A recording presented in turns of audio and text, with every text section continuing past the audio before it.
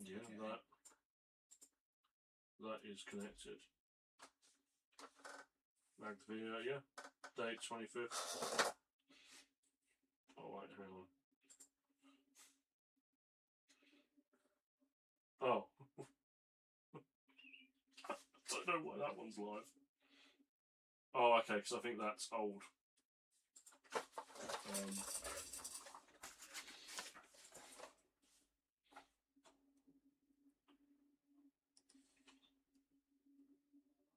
Close. Oh, there we go. We are live.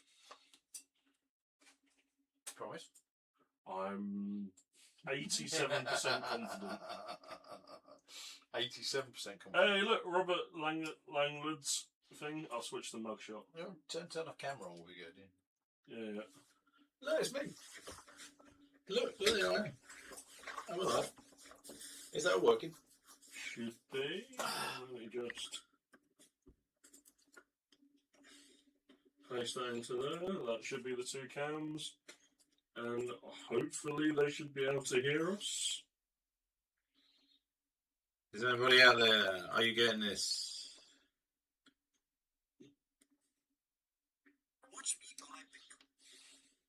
They're saying it's alive.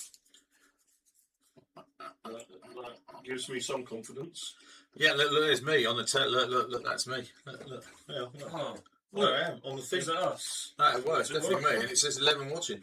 Oh. So from that point of view, look at that. The techno wizards in Magrathea headquarters have pulled it off. Yeah, it's the fact that last week, how long were we looking at? It was literally just a drop-down menu at the top. Yeah, it's coming up. Cool.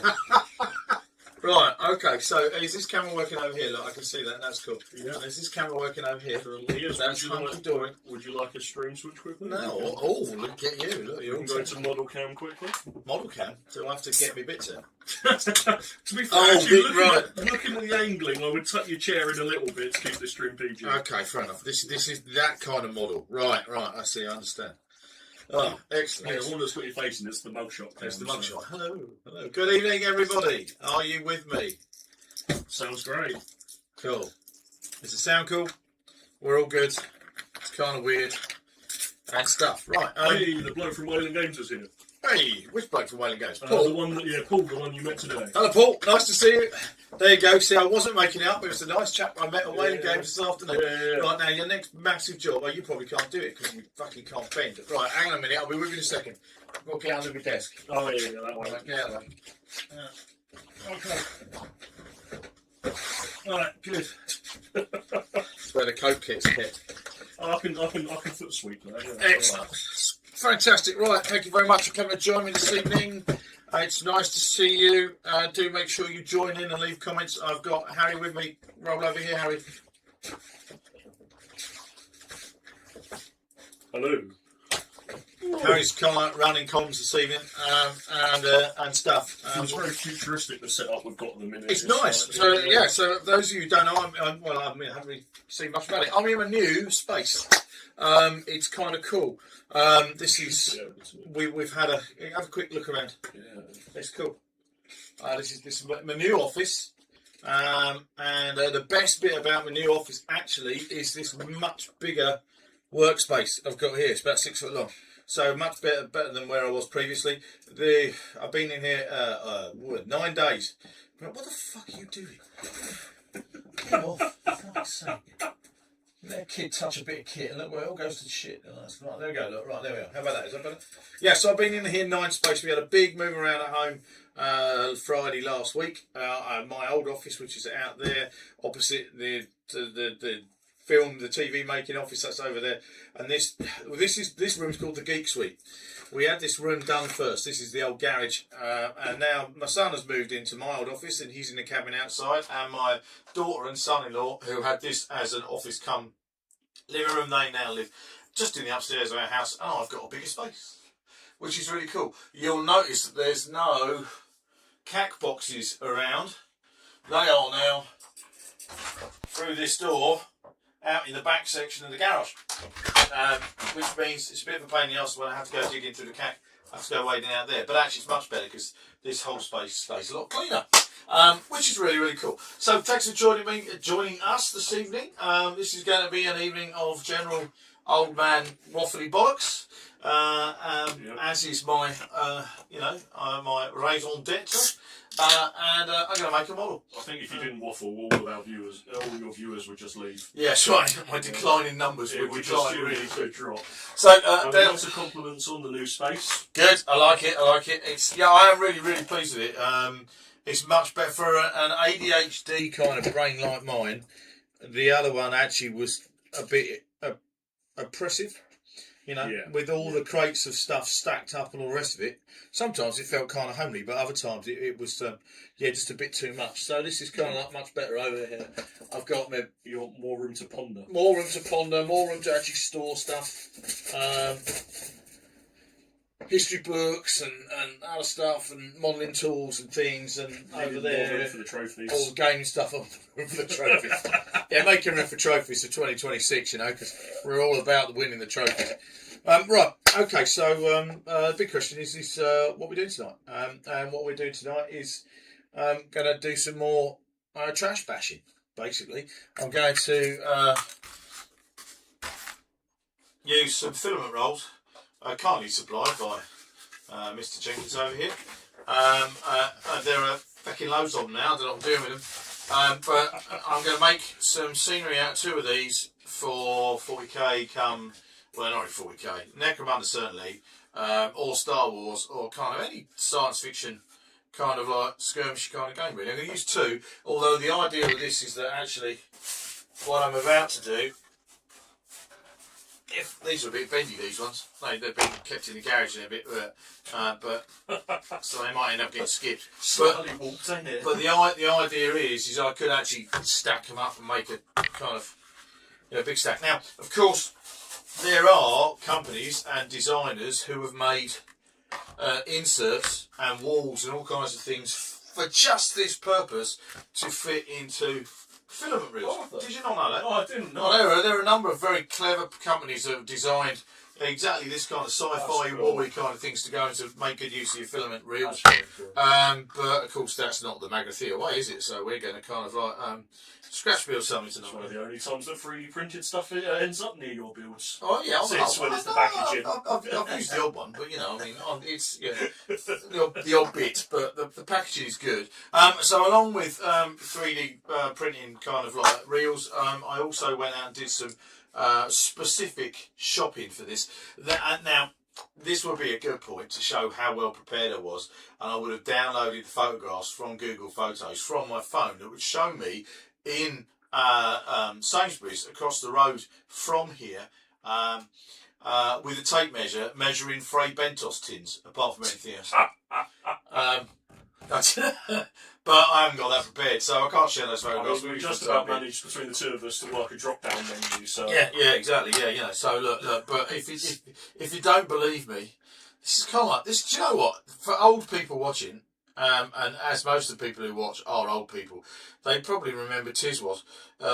You won't. I have a clue what Tiswas is, right? Do I need to get anti-stroke medication? Or for us olds. Tiswas was a Saturday morning programme, right? And it was mildly anarchic. I like to think that this has got the same kind of feeling. So look, just to prove to you I had taken it, this is on my, there you go, that's a tape measure and a Frey Bentos tin on my phone. And it doesn't matter because I'm an old git, it doesn't matter which way it's in. So I did actually go shopping with a tape measure because these things are 20 centimetres across and I wanted some kind of packaging that's 20 centimetres across. So some tube is requesting that on a t-shirt. I didn't quite catch when that message was sent, so I don't know if he wants the Brayfrost tin on the t-shirt. The Frey Bentos tin. Yeah. Or Tiswas. I think that might be copyrighted, but I reckon I know people who are clever enough to take a Frey Bentos tin. Yeah.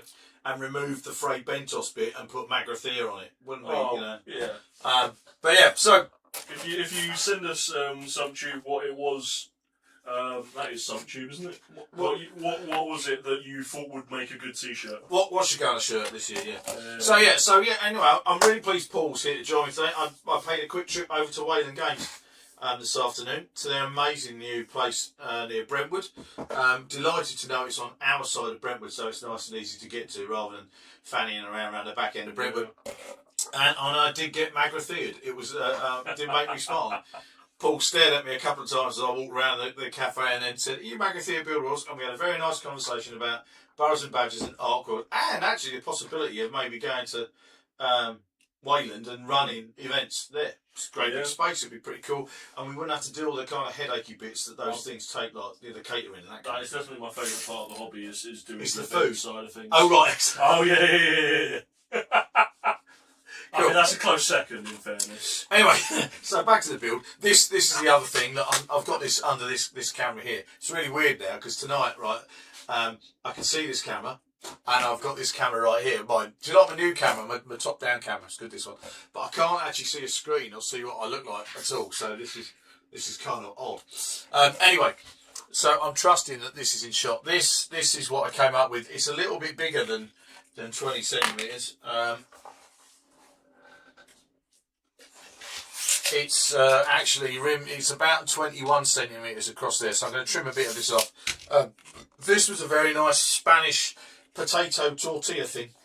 Yeah, it's a bit like a fancy potato cake, but well worth it. So you know, and the bonus, of course, with this is the fact you had to eat it first. Yeah, but got to make the junk if you're going to junk model. That's very, very important. It's always an advantage. So what we're going to do is. What I would do with this, ideally, I'd stick these two things together, but I'm going to work with a bit at a time. They'll end up being stuck together. And the nice thing about these filament rolls is all these kind of convenient holes would be great for wiring and stuff. Yes. If I was going to wire things, which actually I might, because yesterday, hang on, one of these.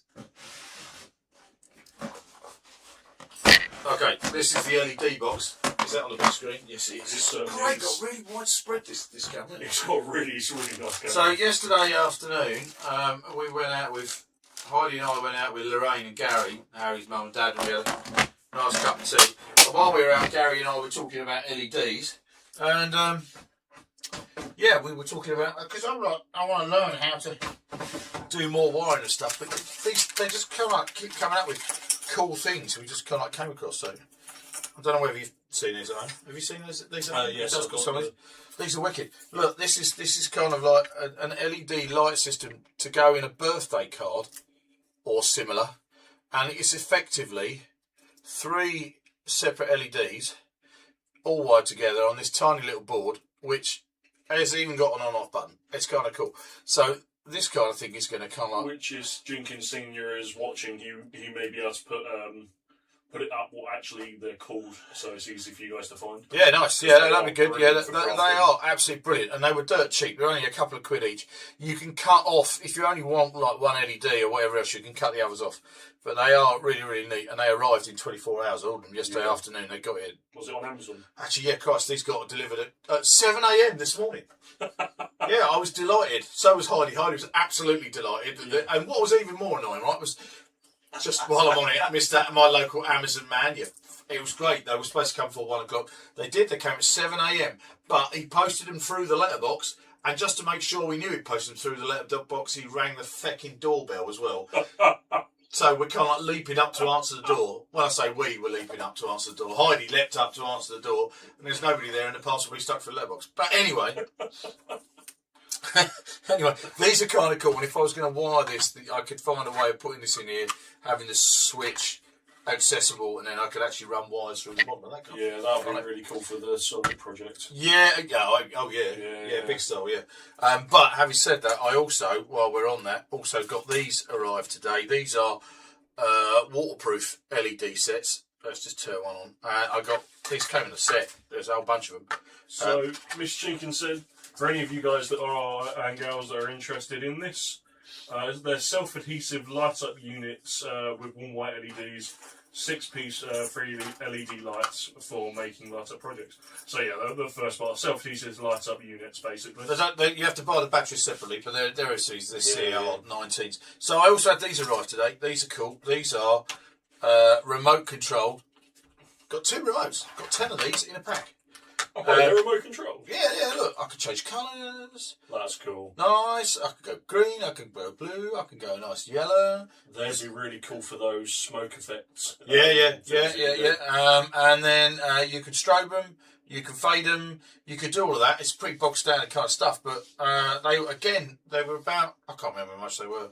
They only work out a couple of quid each. And these kind of things are the kind of thing that in the end stops me learning how to do LED kind of like electronics or wiring and shit, because the fact is in the end is if you can kind of like install this kind of thing, I mean, making this model, if I want lighting in it, and all I need to do is kind of like put one of these somewhere in the ceiling and I can light up and stuff. Easily. All this kind of stuff is really, really neat. So, and the fact that I can actually turn them off without any bother at all, he says, turn off, you little fecker. This is the off button and you're not wanting to do it. There we are. That's a part of the technique of getting it to work better is you've got to kind of swing at it. Press the button like you mean it. Yeah, hell yeah. So I was really cool. You could put it inside and you could get a really cool upflow. Yeah, totally. You could easily do that. You could get that in there. I might just have a red light on there. I pressed on. I pressed on and that one didn't go on, but that one did. Try. Right, you bastard. No. The thing is, if you turn them, because they're watertight and they hold the battery down, if one of the ways to turn them off is to unloosen them. But, so look, if you do that like that and then just fix it to red. No, fix it to red. Fix it to red. That's the off button. That's the off. Well, that's why I'm here for tech. Yeah. This is the on button. It was a red button though, so I was pressing the red button because I wanted it to go red, right? But actually the red with the R on it, I don't know how clearly we can see. Can we go on this camera here? Can you see the R on there? If you press R, then it goes red. Fucking clever, look. Ta-da! Right, apart from that one, which doesn't want it. No, even that's done it. So look, you could actually put a couple of those in there like that, and then that would glow up inside your thing, and now it's all gone multicolour. But it'll be nice to have you along as well, Dale Borneman from Is that Dale? Milwaukee. Oh, right, okay. Well, Dale, good evening, everybody. Hello, Dale. Nice to see you, mate. Dale, for those of you who are Necromunda players, Dale is the D in JD in the Sump. Oh, okay. Unfortunately, I believe it was were you live streaming yesterday, Dale? Did I miss it? Sorry, man. Look, I apologise. From me to you, Dale, I haven't got any closer to the Discord thing yet. Working on it though, kind of. That's the next step, isn't it? Yeah, totally. Yeah, I have a Discord server myself and then get on other people's because it's like But because once we set up the Discord, we'd set up your own Discord server and stuff like that. We can sort of we may even be able to do a section where we show off people's sort of achievements and that's what I like to do. And painting and stuff like that. Yeah, I mean the Discord thing was going to happen, and then the workshop office family move around happened instead. And in fairness, that kind of like took precedent. Yeah. Cool. So and it's been a win-win for everybody basically, which is really really cool. Okay, so look, he was live yesterday with his partner and his 13-year-old joined him as well. Nice, excellent. That's good to see. So right, okay. How long? What's the time? The time is 7:50. 7:50. So we've been on 20 minutes, and so far I haven't done a single thing. You've waffled to do with making a model. A simple switch. But what we are going to do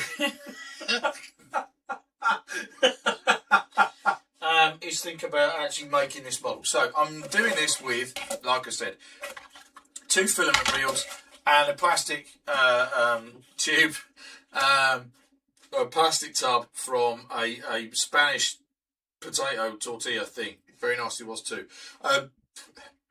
Incidentally, people who listen to podcasts, Dale and I will be featuring on the next episode of Sump City Radio, which is a Necromunda podcast. Oh, very We cool. did an interview together a week or so ago now. It was great fun. And we did actually have a conversation about trash bashing and going shopping, looking for specific packaging in mind. So Dale is definitely a kindred spirit of mine. He knows exactly what I'm talking about. And just to repeat, what channel would they be able to find The that? podcast is called Sump City Radio, and I would imagine on all good podcasts, kind of like wherever you get your podcasts from. Cool. There's been some changes at Sump City Radio, and they are back with a passion, which is really really cool. And it was nice. We were on there essentially to talk about scenery and making scenery for Necromunda, and Sump City Radio is very much about Necromunda in the Sump, where of course most of my Necromunda scenery is made. But basically what happened was a number of old gits got together and they talked. It's a bit like kind of like this, but with another old git in the chair rather than kind of thing. So right, okay, rather than one that just looks like one. Yeah, absolutely. Right, what we're doing? How does this work? This is your channel, mate. This is your area. I'll stick back to mine.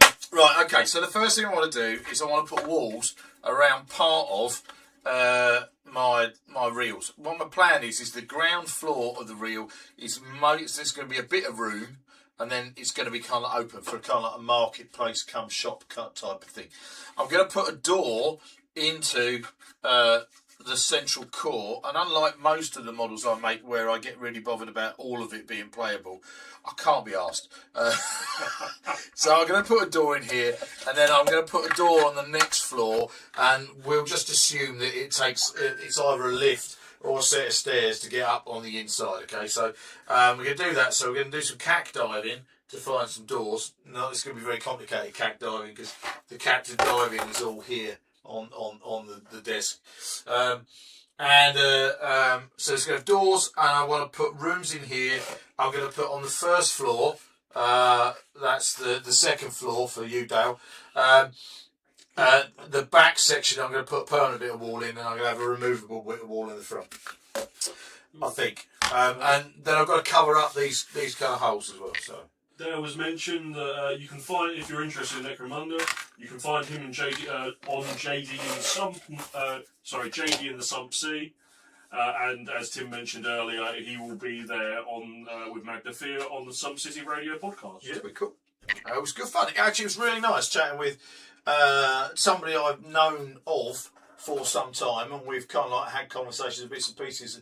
And it's that, being an old git, the internet is still a wonderful place in some ways for me, and actually being able to communicate with somebody in the middle of America at the same time, live and all the rest of it. It was really cool. Yeah, it's very cool. A hobby that kind of across. Yeah. Right, so what do I need to do first of all? The first thing I need to do is come up with a solution for attaching cardboard to walls. So I've already pre-cut some rectangles of cardboard which are the right height. So it's kind of like going to be able to wrap round. And what I want to do, I think, is to get a really good adhesion with glue, is I'm going to make some foam core, use some 5mm foam core, and I'm going to cut out kind of like sections of circles, semicircles if you like, that I'll be able to attach the walls to, pin them to, stick them in, that kind of thing. And then we'll go from there, because then I should be able to hopefully slot them in and slot them out. That's my plan. I don't know if it's going to work. I had got as far as having to go at cutting out some bits. They're all over there. So look, what I'm going to do is I'm going to get a bit of foam core. Not that bit's not big enough. Hang on. Under the desk. Bang it, look at that. That's cool. Right, okay, so that's a piece of 5mm foam core. I'm going to do this the old-fashioned way. I need a circle of the right size. So I'm going to take my circle, stick it on my foam core, draw around it.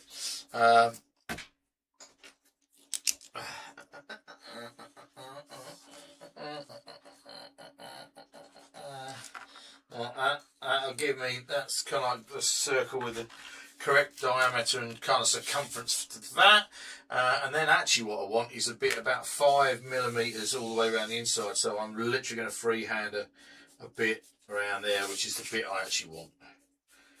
It doesn't matter too much what it's like on the inside, it's the outside that's important, and I'm going to cut it in a minute anyway, and then you won't see all this line and stuff. Type of thing. Now, so while Tim's doing this, what's everyone else up to today? Yeah. What sort of projects is everyone else working on? Are you doing hobby tonight, or are you just watching Fat Hobby Gandalf? Are you hoping that you're just going to be playing the whimsy drinking game? If so,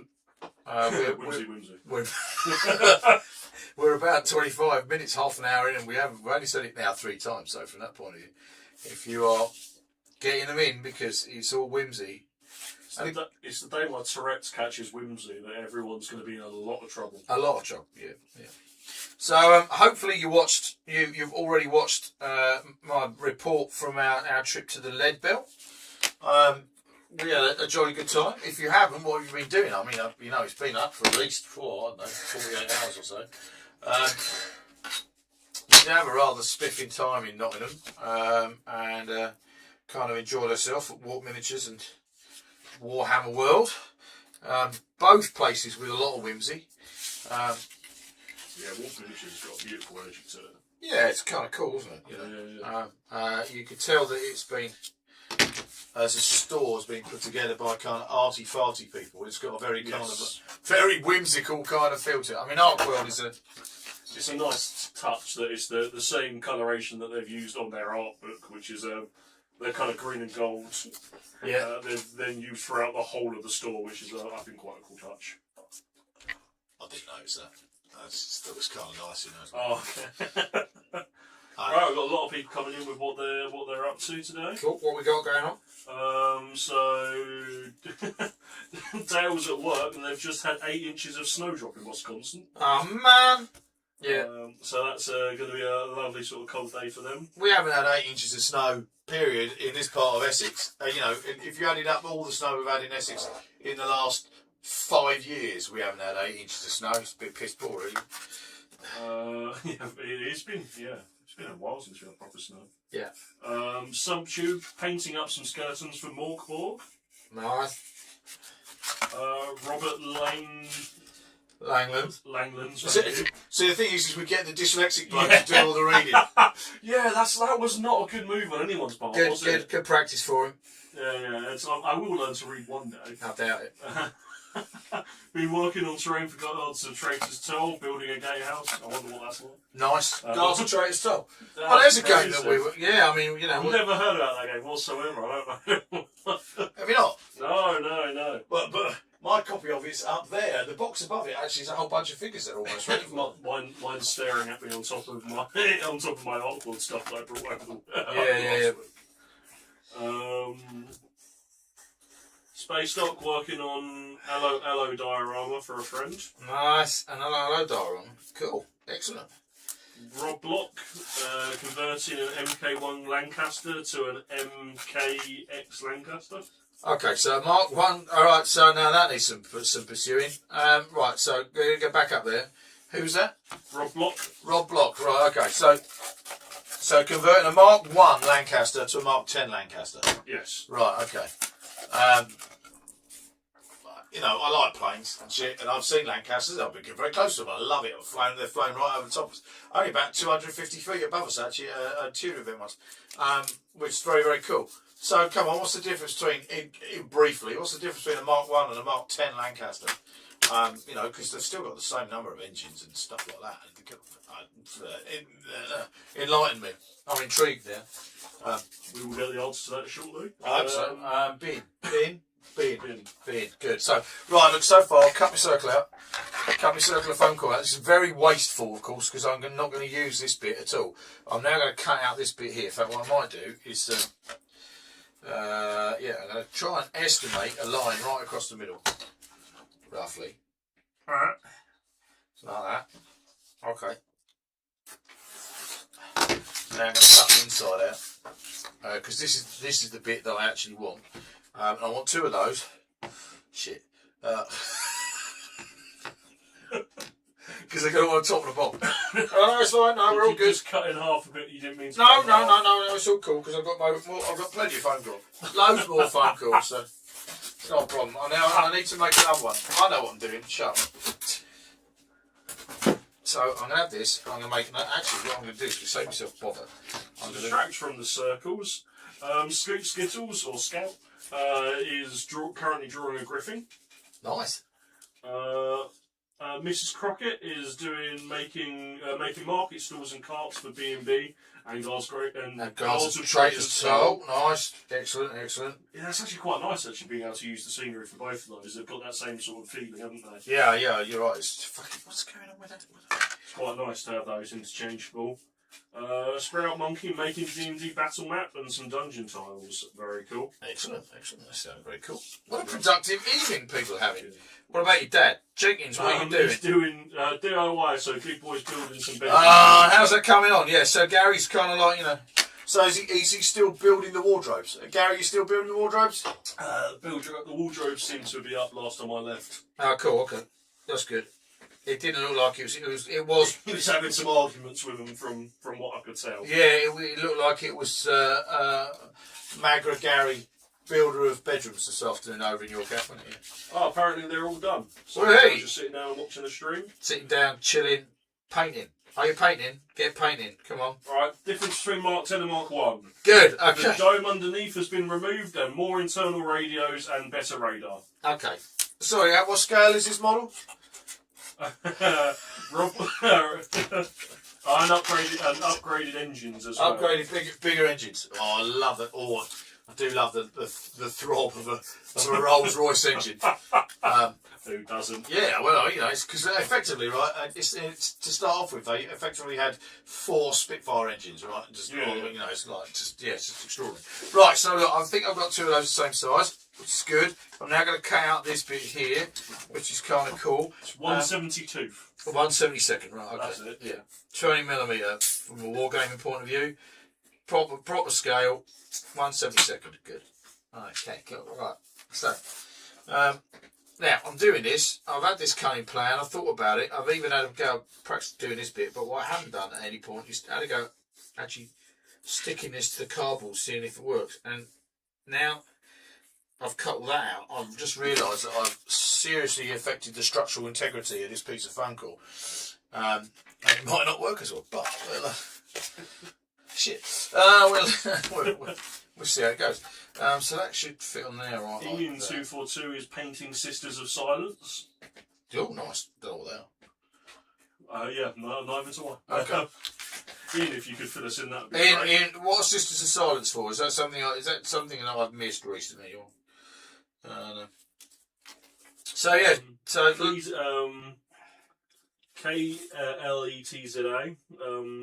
KLETZA, Cletus, yeah. is watching the old bloke who used to teach me many moons ago. Oh, shut up. Who's that? I'm not sure. Come on, I need a confession. Excellent. Ex-pupils. I like it. If you could get like most of your ex-pupils to come to the Magrathea community, you'd bump your numbers quite There'd be quickly. fecking millions of them. Yeah. Well, you know, in fairness, I am personally responsible for a good number of people in the wargaming hobby one way or another, and a lot of them, you know, they started when they were 11. I started running the club in my school, even though I didn't really want to run a club for primary age kids, because I never really saw the workshop hobby or any of it really being a hobby for 10, 11-year-olds, but couldn't help myself. It was good fun. And if I hadn't have done that, I wouldn't have made 40k in 40 minutes. And if I hadn't have made 40k in 40 minutes, then we would never have had whatever came next. What came next? Oh yeah, Patrol Clash, Combat Patrol, all that kind of stuff. And I wouldn't have had a bit published in 4th edition 40k, which is kind of like cool. Right, so look, that sticks under that rim like that, right? And then this one is going to stick around the other side as well. And then I'm going to be able to stick cardboard wall around the back. So on the ground floor, I don't want to do as much as that. I only want a smaller section. Now I've done that. Cletus has not confessed to who they are, Right. but has mentioned they enjoyed Lunchtime Warhammer. Okay, well, that means that they're kind of like now in their 30s, and yeah, shit. Hi, nice to see you. Look, the beard's got longer, and I got a bit more round the middle than when I used to teach it. Although I've lost quite a bit in the last year or so, you know, still a fat old git though. So right. Well, you lose the title Fat Hobby Gandalf for them, wouldn't you? No, not really. I'm you know, having lost 3 stone last year, there's still quite a lot I could lose. So from that point of view. Well, you have to keep a certain level for the brand. Yeah, this is true. Yeah. Otherwise, yeah, and it would make my Christmas work a lot harder as well. I'd have to wear a bodysuit and stuff. Now, the other thing I do need to do, True. which I've cheated and done already for this, is cut out some thinner cardboard, which I'm going to stick on the floor like this and cover up the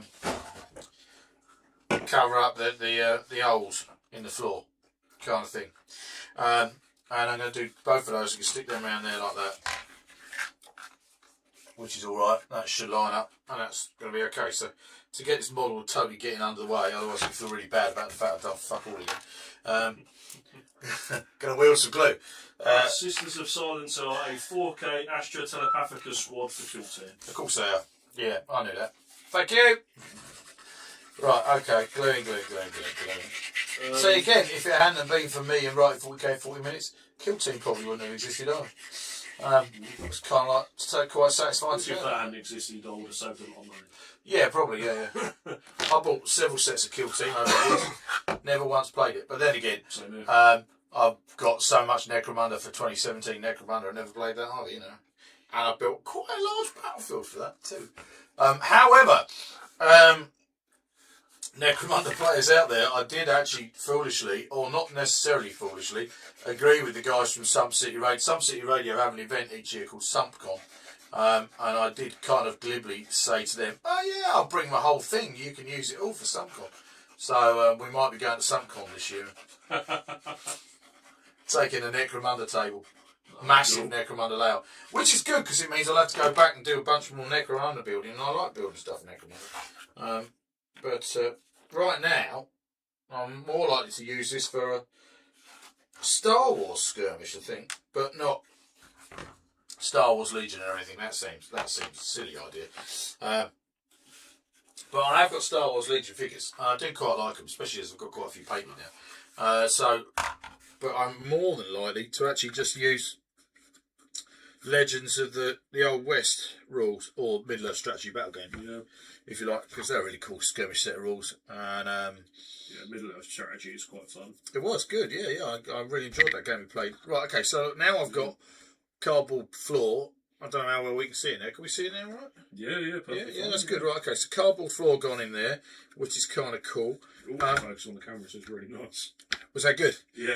Well, it actually adjusts the focus really nicely. It is a banging, rather spiffing new camera. So from that point of view, Jim Bevington 420 is painting French Foreign Legion from 1898 miniatures. Excellent. 28mm, I presume.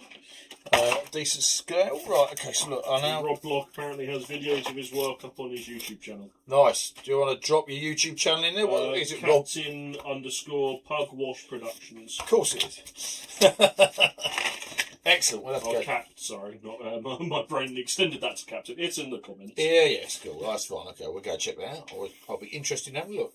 Right, so I'm trimming that down. I'm cutting down a bit of, what's about 60 millimeters, just down to 56, 57 mil foam core, because that's going to slot in there to make a wall. Because then on this bottom section, I'm going to make where I'm experimenting to see if this whole thing works. So I'm going to cut a wall out there. It needs a door in it. Right. I will go say, hey, let's go dig into the cat. I have these doors right next to me. Sci-fi doors. So it's not like there's much cat digging. Especially as I'm just going to take one of these doors. I'm going to measure how big I want this to be. I'm going to measure it the old-fashioned way. Do it by eye. I want it to be that big. I'm going to cut that off. Like that. Good. So that now hopefully is going to slot in there in a minute. There you are. There's my wall going. But I want to have a door on that as well. Are we? That's very odd. Echo.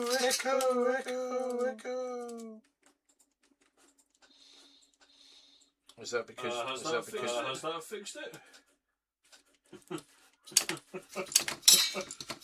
I'm not sure what's caused that. Have you broken it? I don't think I did. I must have done it by itself. Well, you say that. AI these days, and all that shit. Scary. It is AI. Perfect thing is breaking stuff. Yeah, that's fair. So I'm going to cut out. Do a bit of surreptitious trimming. Don't worry, Rob. You got too drunk. Already. going to unplug the mic. Unplug the mic. Unplug the mic. Cool. Okay. So in the meantime, my door is going to fit in there like that. Alright, my door is going to fit in there like that. Just fuck that. It doesn't matter if it looks a bit knackered. Just fuck that completely, man. Black shoes for pipe shortly. Black shoes for pipe shortly.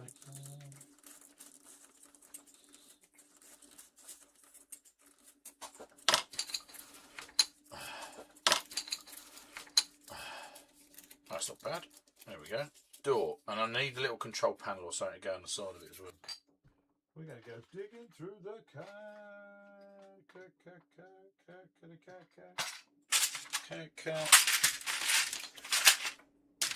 This is all apparently it's now fixed. Good. But I don't know how delayed it is because I've done a bunch of things at the exact same time. Okay. So this cack I'm digging through here is organised cack. This is all from Maelstrome's Edge.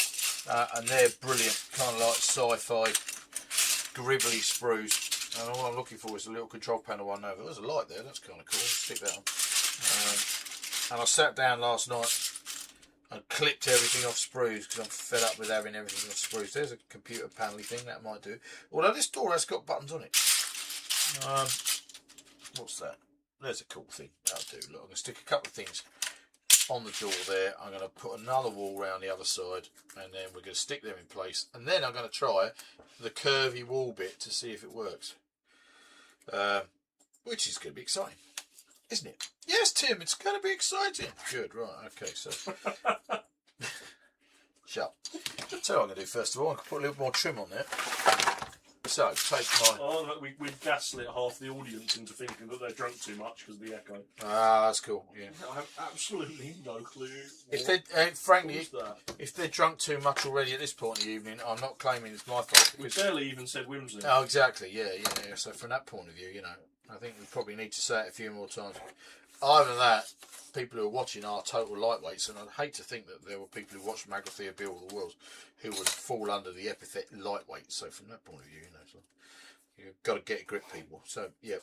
Oh, some table has asked if you'll be doing any more Mega City 1 stuff. Warlord discontinue it kind of took the wind out of their sales. Their sales, it did totally, yeah, and mine as well. Yeah, I've got some Judge Dredd stuff to still finish off, and as Gary, Harry's dad, my mate, has just landed himself a whole load of Judge Dredd stuff that he's insisted on painting all in one go. Apparently, believe that one. Has he even painted it yet? No, in fact, of all the things he got over the Christmas, it's the only thing I don't think he's ready to go. But he is very keen to paint it. So he was all caught up with Arcworld until we went down to Warp Miniatures. Yeah. So Judge Dredd is definitely going to be. I do want to make some more stuff of that. It is cool, and it was a good project. I really enjoyed it. And now I've got it. The other thing I've got to do is make sure I play it more, because that's the other thing I'm guilty of doing, is doing a very ADHD kind of collector thing, make a thing, play for a little while, move on to the next thing. Shit, I just got the thing that I wanted. Shut. No, I didn't say anything. No. And never go back to it is what I was going to say. So I do need to make sure that I do actually return to play Judge Dredd, because yeah, it's a really good game. I like it. And we only really started to dip our toe into it, you know. We've pretty much only done the sort of test scenarios that we've done for Salute. Really. Yeah, you know, there's a lot of possibilities there. So I want to try and make sure I get a bit more gaming out of things this year. I really want to give a crack at the robots. Yeah. They seem like they've got some really interesting stats, so I just love the way they look. And actually now, the other thing is, having been down to Wayland Games today, I'd quite like to get to the point where because we play on a Tuesday night, and we had quite a nice place, quite a nice thing going, and quite a nice place to go and play. But actually Wayland is only 15-20 minutes down the road, and having somewhere where I can get a cup of tea while I'm playing, and you know, walk away from without having to put all the furniture away at the end of the night seems to be quite a nice kind of. Yeah. You know, it's nice to engage the local gaming community as well. Yeah, it'd be cool. Yeah. So yeah, it might be a bit fun to do that. So I think we need to kind of organise ourselves as a group. Gary, if you're watching, I know you are. We need to, you know, organise ourselves to go down there on a Tuesday night or some such and go and play. I think, and then taking things like Dread will be an easy thing to go and do, even if. Yeah, it'd be nice if we could every couple of months at least get like a different game system. Just give it a crack. Yeah, have a play. You know, it's silly to have all these things, have all the figures, have a load of terrain, and not play it just because you're doing the new thing. Yeah, completely. That is definitely a thing, and we have kind of like leapt into Ark World in a big way, haven't we? So from that point of view, Pleasats is saying they'd actually like to see that kind of that content stream. Have a little stream going with us, learning a new system and playing a new system. That'd be kind of cool. Yeah. We ought to do that. I mean, learning to play Ark World is one of those things where we've only played a few games and we're starting to get our head around it. But yeah, I love Ark World for the simple reason of one, the figures, and two, any game where I get to roll more dice is a game that I love. And the amount of dice that you're going to end up rolling in Ark World is rather ludicrous. Yeah, it is a bit for a skirmish game, you know. Yeah. When you've got one dude and you're rolling 10 dice for an attack, it's brilliant. Yeah. Got a few more comments. We'd love to see Tim return to the sump one day. That's Ian242. Yeah, I'm totally planning on doing that. I mean, this stuff I'm making tonight could easily be used in the sump. But yeah, I've still got to do, the thing I've really got to do for my sump is actually build a couple of just plain ordinary sump boards that I could put other things on. Because I mean, the stuff that I did in my first live stream, which is up there on the shelf, mostly painted now, that could all be, that's very much, designed for the sump. So yeah, it's what I need to do, and if Dale's still watching, and he'll probably chastise me anyway because he knows the fact that I haven't actually played any of 2017 Necromunda. What I actually need to do is get the Van Saal figures that I've got done, half done. Ted's painted a whole bunch of Necromunda figures, and then what we actually need to do is just play some Necromunda, because it's not like I haven't got, not like I'm short of terrain. I've got quite a lot of it. So that's my favourite part of the hobby, is learning new systems. Yeah. It's, I like the familiarity side of things. I mean, I haven't played, apart from Middle Earth Strategy Battle Game, I haven't played actual, I don't think I've played a workshop game for a long time. And Lord of the Rings hasn't really changed. It's changed a few bits, but learning Necromunda, and I mean the biggest problem in Necromunda is actually right now is going where to flipping start. I mean, I've got how is this bookcase in shop? If I switch to mug shop, there you go. Yeah. So look, move the old farts. Salute trophies. All of that is Necromunda, and that isn't even everything. Right. So since it came out, and there have been loads of rulebooks since. So that doesn't even cover absolutely everything. So nowadays I'm a bit like, oh shit, where do you start, man? Someone needs to do a 40-minute Necromunda. So I don't know. If you're a regular Necromunda player, what one book do I need to start reading, please? Dale, anybody else? If where it, and I bet I haven't bloody got it now either. Because I've got loads. Because of course, everything about Necromunda they've just gone so deep into it. I really love it because it's a kind of like an exercise in how complicated you can make the meta. In the old days, Necromunda was make it all up by yourself kind of thing, and now they've written absolutely tons for it, which is great. But right, okay, so look, I've done a thing and done a little thing, and I made a little wall. Look, there you go. How simple is that? I'm now going to stick that inside this model. So, Rob Lang's saying that they need to play more Dredge. They remember playing with it. I've done a game with them with Salute with it. Rob Block, ADHD rules. I've got 6 projects on the go at once. Tell me Scoops Skittles is asking, what game system would you recommend for new players? Right. Well, if you're not playing anything at all, oh Jesus. I mean, it really depends. Right, first question: fantasy or science fiction? Right, Yeah. that's the first thing. Or historical. What kind of things do you like? I mean, the most important thing for me as a gamer is always aesthetics. Really, really is. So how it looks, and does the rule of cool apply? So aesthetics are the most important thing for me as a gamer. So, your top pick for fantasy and your top pick for sci-fi, then. Top pick for fantasy. Okay, so well, I mean, still, because I've only learned to play Ark World, and I think I don't think Arcworld is necessarily a great game to start the hobby with, because it'd give you a very different taste when you then went on to a different medium. yeah, and I think because it's rules light. Yeah. And there's a lot of kind of there's a lot of open possibilities for you to come up with stuff. For me, totally. If I want a really small scale game and I want to play with 5 or 6 figures on each side, I will always, from a fantasy point of view, fall back to Barrows and Badgers, because I think the rule system is really elegant. And it works really well. If you want to play a bigger fantasy game with a few more figures, the Middle-earth strategy battle game is absolutely brilliant. When they wrote it 25 years ago, it was brilliant, and basically it still is now. It's a really cracking system, and it led to a whole load of other stuff. So fantasy, yeah, B&B, I love. It's great. The figures are brilliant. The community is fantastic. Yeah. And I've got I've had so much fun out of Barrows and Badgers. It kind of saved my gaming from that point of view. It helped me really focus on one thing. I've never felt as focused on the game as I had done until I met B&B, and I've been gaming for 30 odd years by then. Sci-fi wise, I do like, and unfortunately you can't get it anymore. I really do like the Judge Dredd system. I think it was a really cool system.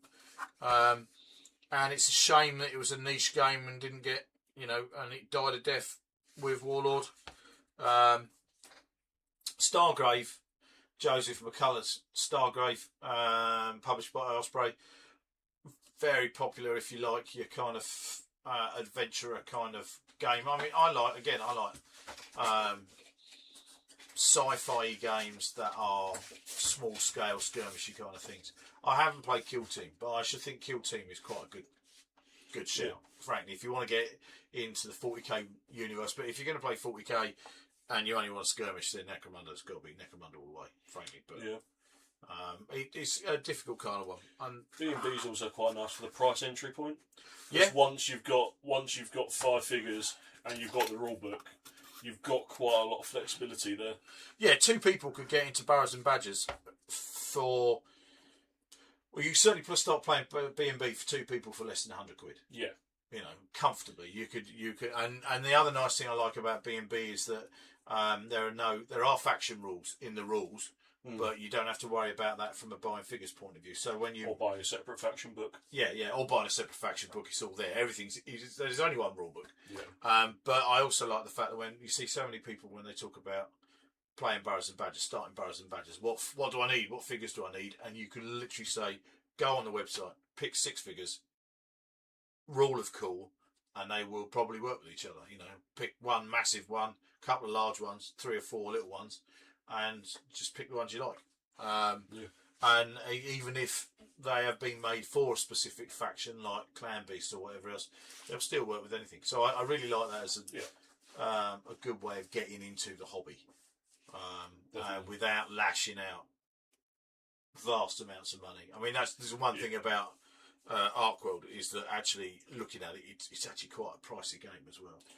If you're not going through Starter Warbands, yeah. As soon as you get beyond the Starter Warbands, because the Starter Warband, it's 35 quid, and if you get the mill ones, and you can get a full list up and going for that, and if you catch him at sort of some events, he sometimes even gives the rulebook away for free with the Starter Warbands. Yeah.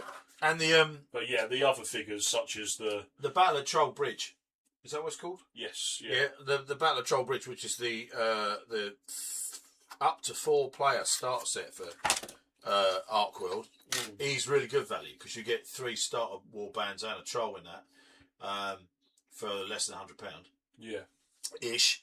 It's about 95. And so I mean, from that point of view, that's really good. But like I said, I think as soon as you're in individual figures, but trying to get into Arcworld, I don't think it's necessarily the easiest of games to. No, it's a very good segue if you kind of want to do it with a couple of friends, and you've been mainly in RPG systems. Yeah. And then you want to convert to a little bit more of a war gamey, but don't want to go full war game. Great system, but yeah. Look, I am making a model while we're talking this all this bollocks. So look, I'll put that wall. There's a door in there, and there's a wall in here. And actually, this is the ground floor. And I'm going to. Well, I was originally thinking I was just going to make this permanently closed off. But I'm not going to do that. I want to be able to remove the wall, be able to get in it, because that's the whole point of my scenery. But what we are going to do is we're going to now put glue all the way around that, which I didn't need to do at all. I'm going to stick that in. I'm going to give it a minute or two. What I want is that, yeah, part of the ground floor of this building is going to be open and be open and available for people to run in off the street. I quite like that as a look. Look, what do you think? That's kind of cool. Yeah, it's all right. And yeah, so what I've done with the bits that I cut out and now I've lost. Here we go. So the idea, my idea, hopefully, is that I'm going to work out how much of this I need. Right. So I'm going to measure that round there like that, so it meshes off against the wall. Then, so I'm going to cut that off there, and then I'm going to get the other bit that I cut to match, honest governor, like that, and then line it up so they're the same length. Get me, look at this, look at that, look. Tim's making a model now, not just having the gas. Right, it's two of those. They then hopefully are going to fit in under there. Right, like that. Yeah, getting this. And that's going to go there like that. And then I'm going to attach the outside wall to these bits of foam core. And I think what will be wise would be if I put in some upright bits as well. So I'll make a structure. Now, if you get the idea...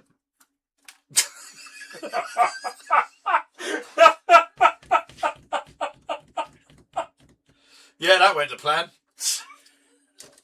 If you get the idea that I'm making this up as I'm going along, you know, if you kind of like get that kind of feeling and think, God, if only Tim was like a really slick kind of mover and he got like all this planned out beforehand.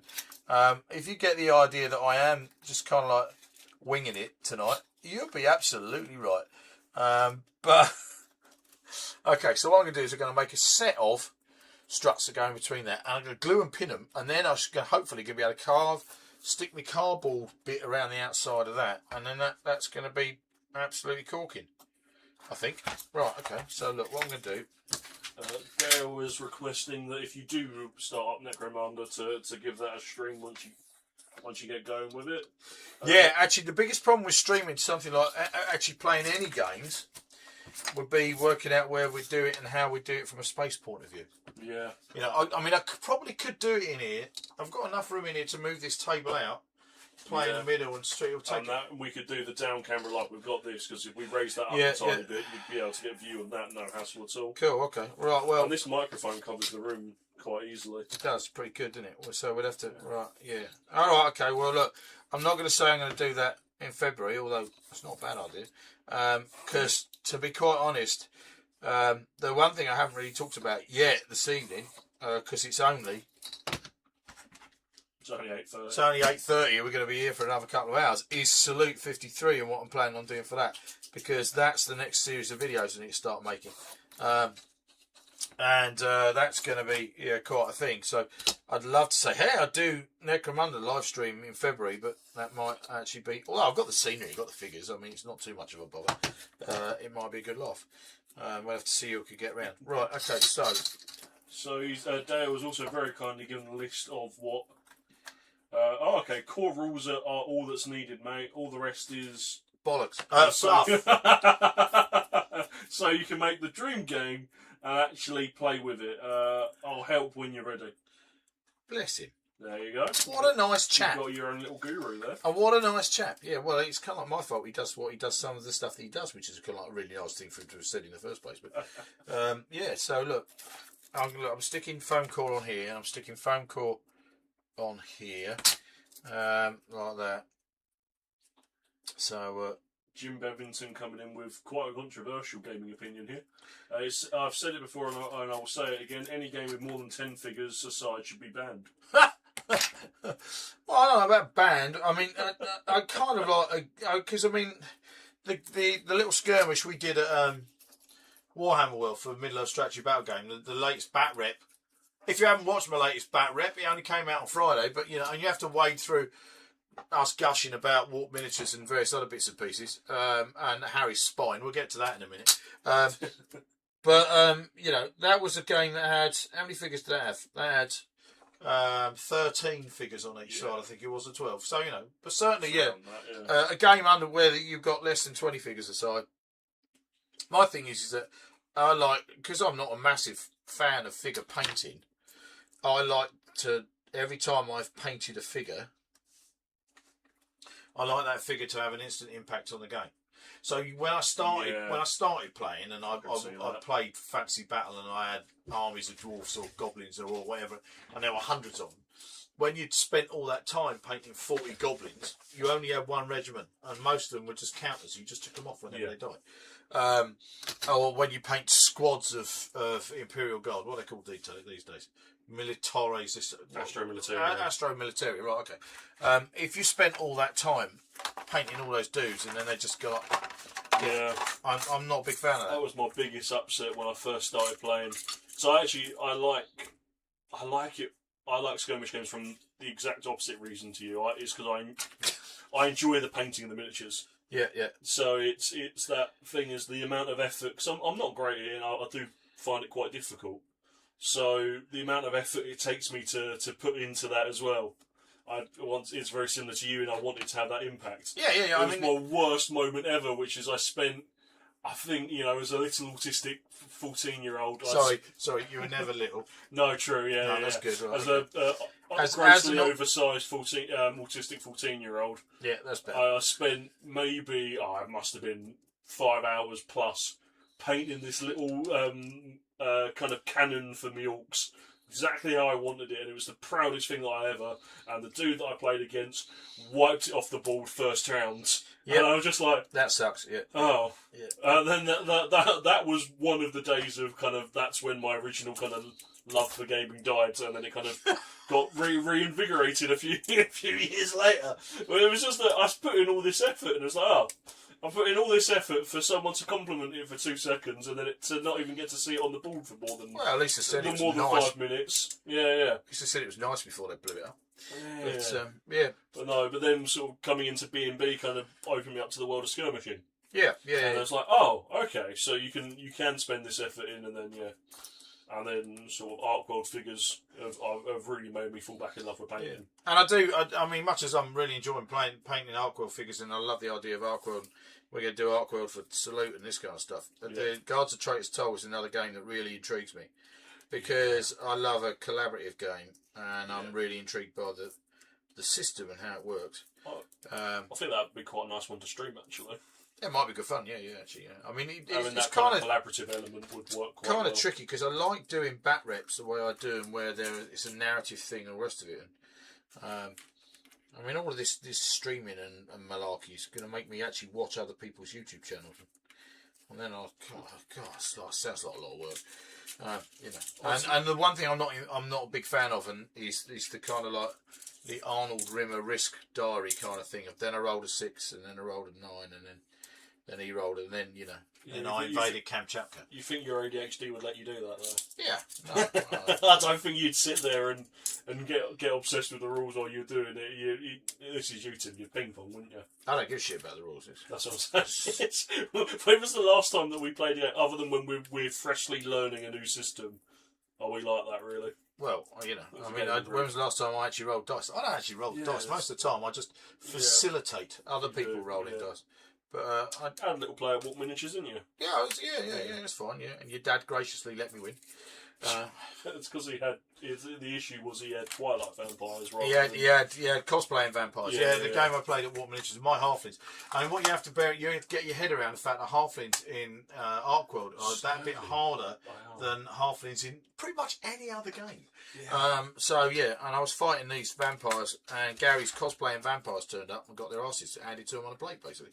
I think that was probably because he doesn't know the system well enough and what his guys can do. But right now, look, while we're doing that, look, I've now made a wall. Look at this, fucking hell.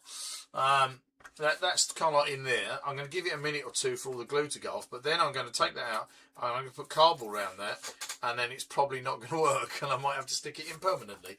But at the minute, it's looking kind of cool. What I want to be able to do is take the wall section out so I can get access to the inside of that. Then I think I'm going to cut out some cardboard panels and stick them on this wall and just spacify it up a bit. In fact, I'm going to do that for a minute while that's going off, and now I'm going to have a go at making the wall for there. And that's kind of, yeah, no, it's all right. I mean, what else do you do with these things otherwise? It's kind of cool now these are cardboard, because when I started printing, they were all kind of like coming in. Yeah, they're plastic. Plastic, and they were a thick plastic. bit of a pain in the arse to work with, but now these are quite neat. So I'm just going to cut out some cardboard, some flat, this is just cereal box, which is my go-to kind of thing, which has been few and far, but fortunately other members of my family still eat cereal. I've kind of like packed up eating cereal as part of my losing weight kind of regime, because I don't tend to eat breakfast at all now, mainly because I like to get up late. Start with lunch. But fortunately, Nathan and Freya both buy cereal, so I can still get boxes whenever I need it. But for God's sake. So, SumpTube is already being persuaded to get themselves Artworld. They're trying their best to resist apparently. Right, cool. Are they coming to Salute? Yeah, if you'll be at Salute, you have a chance to actually play a game before you invest in it. Yeah.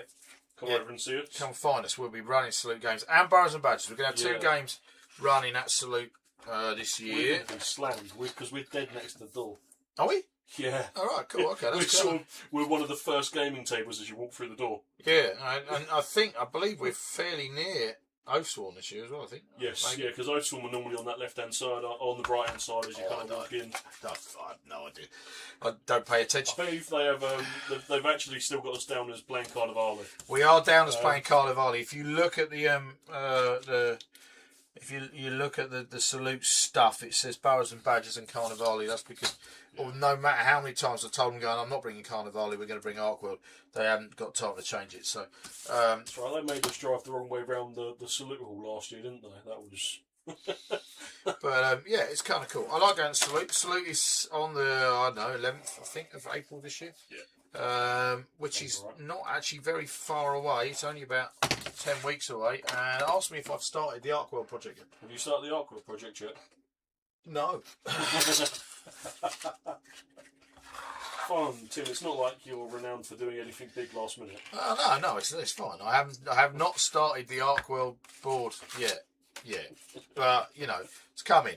Last year, plan down. I've got in my mind I know what I'm doing. I've even shared it with a couple of people, and this year they didn't look at me like I'm flipping mad either. To be honest, after we saw what you managed to pull off last year, we can't really doubt. Yeah, it kind of worked. Yeah, that was. Yeah, you've little faith. That was really funny. Sort of just we were all brought into. So when Tim does the Salute, he brings us together as a gaming group, and he's like, "Okay, here's my idea."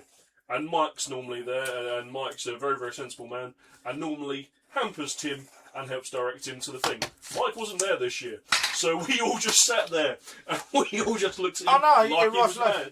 They all thought I was mad. No, Mike, because Mike's on the video. Mike's totally... Oh, was Mike there as well? Me and Mike was also... What the fuck are you talking about? Yeah. We all just sat there as a group, looking at him like he was mad, and then somehow within, I think it was less than... It was just about a month, wasn't it? Well, no. It was still about the same amount. The first video for Salute, the Road to Salute 52 last year, I recorded, I distinctly remember, because I saw it only a little while ago, it started on January the 30th. So tomorrow is January the 26th. So there's a good chance that I might start recording the Road to Salute 53 tonight or tomorrow or something like that. And I'll be earlier than last year. But last year I was trying to build tables for Judge Dredd and Burrows and Badgers. This year the Burrows and Badgers table will look amazing, but it's all stuff that I've already got. I'm not making anything new for Burrows and Badgers this year. Whereas Artworld is going to be completely... We bring one of the tool pieces for the Badgers and Burrows. No, I mean the Artworld is going to be based around a couple of Canax units again.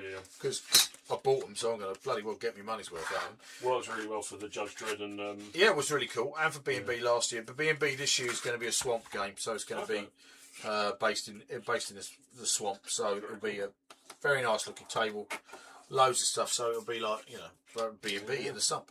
And then Ark World is going to be there's going to be a waterfall and a river running through a forest and a fucking airship and a mine and big beasties and little beasties and stuff and I won't know the rules and Harry and Gary and Ted will probably run the games and it'll be fine because I'll just talk nonsense to people. So so look, here we go. Look, I'm still frantically cutting up bits of cardboard while I do all this.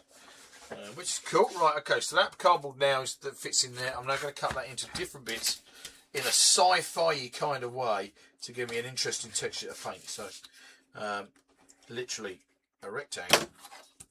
Rob Block, I've got a 30,000 point salamander third company army. Talking about figures on a side that have got a little bit more than 10.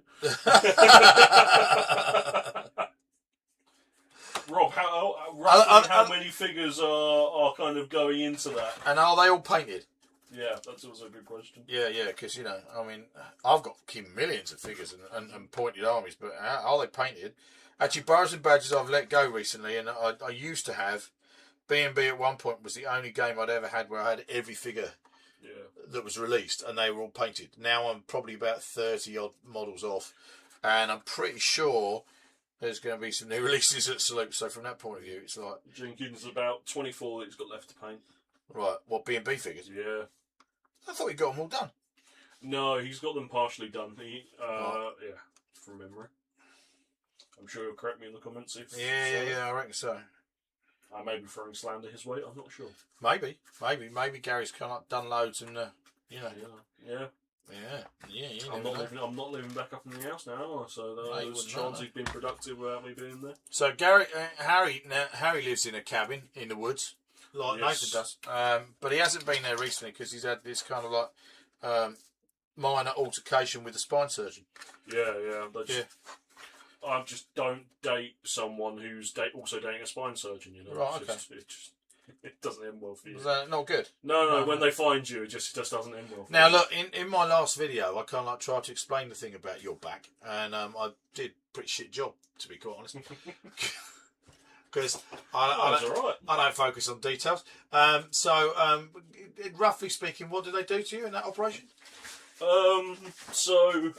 It's all we don't need to see. Take me. Do you want to see scars? Do you want to see the scars? Unfortunately, the surgery was incredibly good, so there's not actually that much of a scar. That's poor. Right. It's like... so, basically, lots of issues with my back. I took a bit of a tumble a couple of years ago, and it ended up leaving me with 2 prolapse discs. Didn't realise I'd prolapsed the discs, started powerlifting, started working in a bar, spent too much time on my feet. Long story short, my legs started to paralyse and I started to have kind of extreme pain. It was kind of hard to tell because of the sciatic pain and stuff like that. I had it for about 3 years. We just assumed it was muscle pain, blah, blah, blah. Sat down with a surgeon. We tried a steroid injection in epidural, which reduced some of the symptoms but didn't work. And then things randomly started to escalate really quickly, which resulted in me needing to use a wheelchair. If any of you kind of saw us at Colours of Partisan, you would have noticed I was the large lump in the wheelchair. It wasn't just a storage bin, it was me. So I had that, which was, as an experience. So that was an experience. Yeah. See, he's kind of treats it very well, really. It was an experience. And how did the surgery go? Surgery. When was that? Mid-November? It was very successful. They got me in and out sort of next day. So had the surgery. It was an interesting one. I thought I was going in for keyhole. They had to do open back, but they went up the a-hole. So yeah, they missed. It was Jesus. To be fair, if you're cutting on me, it's cutting on the arsehole anyway, ain't it? But I did not say that. So they had to do open back surgery, and they done something known as discectomy. So the little bit of my disc that had prolapsed, they cut it. They just removed it, and then they shaved down the inside of my vertebrae to then allow for space for it to come back in. So it wasn't destroying my nerve column. That was a fun old experience. Cool. Sounds nice. Yeah, Nice and comfy. Just just while we're here, just so you know, I can score points with your mum and dad. What have you got to do to aid your recovery now? I've got to get a little bit more mobile. Got to get a little bit more mobile, and does that involve kind of like running marathons? No, I think that's slightly frowned upon, considering I'm not allowed to bend over currently. Okay, that's fine, but it can involve just walking to the end of the street. It certainly could. Right, you've seen it here, folks. Right, okay, so next time you see Harry, ask him how the exercise is going. If you see us at Salute and see, ask him how his back is. Is he doing enough exercise? Yeah. Because what's the result if you don't do it? It's not the lack of It's if I don't take it seriously, and how one of the main side effects is the fact that I have to operate again, and if they have to operate again, my chance of being in a wheelchair is incredibly high. And how much did you enjoy being in a wheelchair, Harry? It was an interesting experience. That wasn't what I said. I said, how much did you enjoy being in a wheelchair? Not in the slightest. Not in the slightest. Doing the wheelies was quite fun, actually. Yeah, it was a good crack. I mean, and then we've done the drifting round Partisan as well. Colours on the floor. Yeah, I'm pretty sure at Partisan, we won best participation game at Partisan, and under no circumstances did we win because I had a disabled person playing at a correct height for them to be able to play at with, in a wheelchair. Oh, that was quite fun. Although that's quite an interesting experiment. But yeah, I mean, from that point of view, so running a game when you can't reach any of the figures with people who have never played the games before. It's really interesting, sort of having to kind of shadow puppet where the thing goes like, no, it goes there, no, cheers, thank you. So we didn't get the pity vote at Partisan. We genuinely won because it was great. But the fact in the end is there. So the fact we weren't even actually on the participation side, we were on the demos. Yeah, that's true. Yeah. So anyway, I thank you for bearing with me and allowing me to take this opportunity to harangue Harry into making sure there are a whole load of people who now know what he needs to be doing to get off his arse and go and do some simple, basic exercise to ensure that the back operation, which went very well, remains very good, and he's back to his normal kind of sprightly self. It's kind of like a big deal. It's quite a cool thought being able to do Salute this year, and I'm not going to be in critical pain. Or in a wheelchair. Yes, yeah. Although I think because the plan to get the sympathy vote worked so well, I think I might go in a wheelchair this year instead. Yeah, we can push you around in a wheelchair. That'd be nice, yeah. And what we can do is we can give me some uncaffeinated Coca-Cola, and then that will be, get my Tourette's really flaring up, put you in a wheelchair. Yeah, that's also true, yeah. Harry's Tourette's is another challenge altogether. But he's doing very well with that. That was fun post-surgery. Getting off all of Jenkins' disabilities for a minute. Now, look, I've done this here with my wall. So that's now kind of, I'm thinking that's look kind of like sci-fi. That's all sci-fi scenery is, basically. It's interesting panels and shapes, which more than anything else would just be a little bit more interesting to paint. So that's kind of cool there. This is the room inside. This is now my wall frame. I don't know if this is going to work. I have stuck dressmaking pins now all the way through there. So hopefully that will just slot in there like that. Which is looking... It works. Well, it hasn't yet because I haven't put the cardboard on the outside. And now here's the tricky bit. Cardboard. Right, okay, so I went across the road to the range the other day and bought some mounting board, which I've already cut to the right height to go around the outside of the doodah. What's it called? Reel. And hopefully that's going to do that like that. And do that like that. And if I don't do too big a bit, it will kind of like work. That's my kind of idea. So then my wall will go like that, right? I hope. So what I need to do is kind of like work out where that's going. I know this. If I wanted to do this permanently, right, I could just stick this on, and it will be cracking, and it will work really, really well. The thing is that's not the way I do things, is it? So because I don't make things nice and easy for myself. No. Right. So Scout's mentioned that I'm meeting up with them Friday, so they'll take me for a walk. A Scout watching. Hi, Scout. Yes, Scout. Yes, Scoot Skittles. I see. I didn't realise that. Hi, yes. Scout. Nice to see you. How you doing? You good? Yeah, that's cool. There we go. Roadblock 847 with the 3,000 point Salamander 3rd Company Army. It's 10 squads of 10. Jesus. So Okay, that's so the whole 100 company, yeah, right, figures yeah. there. 10 vehicles, 4 dreadnoughts, and all of them are painted. Nice. How long did that take? Yeah. Salamanders, they're green, aren't they? Salamanders. It's a bit dry brush, name. Yeah, piece of piss, yeah. So Dale was asking, is that piece supposed to be removed? I'm assuming he's talking about the scenery and not my spine. Yeah. The spine was supposed to be removed. Yes, this bit is supposed to. If I wanted to make it easy for myself, Dale, all I'd do is I would stick it in, stick on the wall, and then it would just be a permanent bit of thing. But, that's not the way I do things.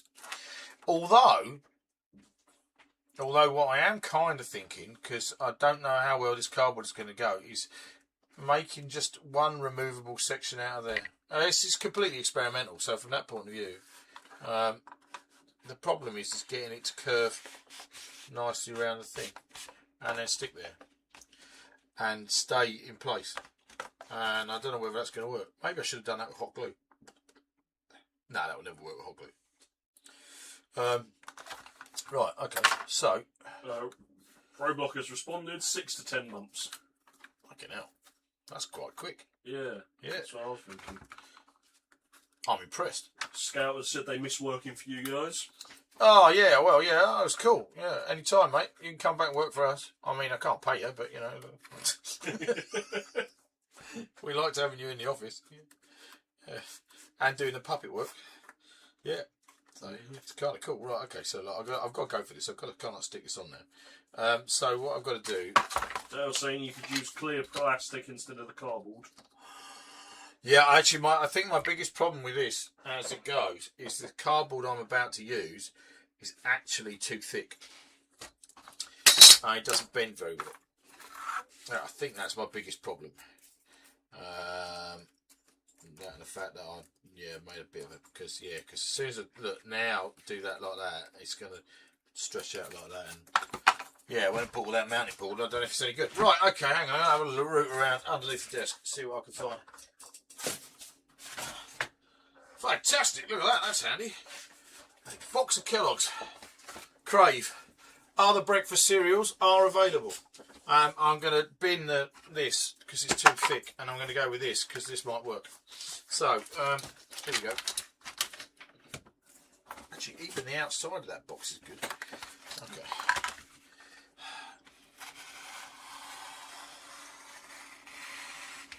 I'm guessing that this breakfast cereal was Nathan's. He's the kind of guy who buys Crave. Prepared to pay a silly amount of money for hardly any breakfast cereal. Yeah, Crave it is like absolutely piss all in there, isn't there? This is a big box as well, yeah. But it is nice. Yeah, we used to have it on when we come back from a night out. One of my mates. Oh yeah. One of the mates we used to drink with always used to have Crave. We'd wake up the next morning and just pour it out, just be dust. Breakfast. And then one of us would have to go buy a new one in the morning while I'm over. Breakfast cereal when you get in from a night out, it's always good. So yeah, from that point, yeah, I like that. It's really annoying in Brighton because depending on which bars you're in, sometimes you'd be heading back about 6 AM and all the kebab shops have shut at that point. Yeah, even kebab shops are shut. Yeah, it's because usually at 6 AM it's getting light and you're only supposed to eat kebabs in the dark. Yeah. So look, I'm going to do that like that. This might work a bit better. If that's wide enough, is that wide enough? Oh shit. Okay. Alright, I'm wrong. That isn't wide enough to do what I wanted to do. I'm going to have to cut it out of this. Here we go. But yeah. Nice. It's alright. It's the kind of thing, I don't know whether they still serve it there. And Heidi and I are going to we're going to France. This time next weekend, I'm going to be in froggy French land. It's going to be good. Actually, this time next weekend, we're going to be in some kind of like dodgy little motel somewhere in Noisy-le-Grand. So we can get up early and be in Disneyland Paris when it happens. Because we're going to go to Disneyland Paris for a few cheeky days in February. It's good. Have a few days off. We've got a week of work to get through beforehand, so from that point of view. Good, right, okay, so thick cardboard, no good for actually doing what I want it to do, but makes a very good template. It's a simple solution. Here we go. Cut that off there. do that like that. I am loving having this bigger workspace. It's fab. It is really cool. This camera's auto function is really cool for the kind of the auto adjusting. What, like, The auto focus, yeah. Well, the nice man at Rayleigh Computer Shop said, yeah, this is the one that everybody's using these days who come to us, who does YouTubing and streaming with. So I was like, I'll have one of them then, please. And it was Looking at you, probably thinking, "Oh, bless him, bless him." I'd already been, especially as I'd already been. Did I tell you about my internet connection issue in here? Yes, with the trying to. Right, so because this space, this room has been used. Actually, I'm quite nice to be back in it because we converted this garage. Must have been in summer 2021, towards the end of COVID, and it was our going to be our space, our geek suite for me and Heidi to be all geeky in and get watch TV and that kind of thing. And as soon as we'd done it, Ted moved into it and lived in it for half a year, and then we got it back for about 6 months or so. A little bit longer than that, I suppose. And then my daughter, Lord Lover, God bless her, brought home her partner, who's a nice young man, I suppose. I have to say that, because he lives in my house. And they then kind of like, first of all, they moved in here as their bedroom, and then it became their living room and Ethan's office, which is kind of cool. So I've only just got it back. But all the time it was Ethan's office and he works from home. As far as I could tell, he had all his computers, and he's a, I don't know, he's a sniper for the MOD. That's what we tell people. He does do something with secrets. I neither know nor care. Anyway, he had everything on wireless down here, which is a bit crap because the wireless down here is a bit crap. And we had prepared to put hardwire in. We talked about what we need because our other offices are just outside the door. But when we moved in here, and I said to him, he said, "No, I've been on wireless." I was like, "Right, okay." So the day after we moved all the furniture, I went to Rayleigh Computer Store and I walked in there going, "Right, okay, I need a 20-metre Ethernet cable and then a splitter and then two separate so I can run my laptop." And I came home and I walked down the garden. Proof that you ought to check and measure and do all those things before you do a new project. Because I actually found that I'd already got as far as putting an Ethernet cable from the office, literally hole through the wall, and there was a whole coil of Ethernet cable queuing just outside, waiting to have a hole drilled through it. So actually, for once in my life, all I had to do was the last bit, and it was really simple. So we're online. It's great. So I'm loving this space. Absolutely loving this space. It's kind of cool. Right. Okay. So look, what we're doing. We're sticking this on here. Thanks for that. And so glue all around here, and this is going to work better now because the cardboard is going to bend easier and it's going to stick to this. So keep your fingers crossed, everybody.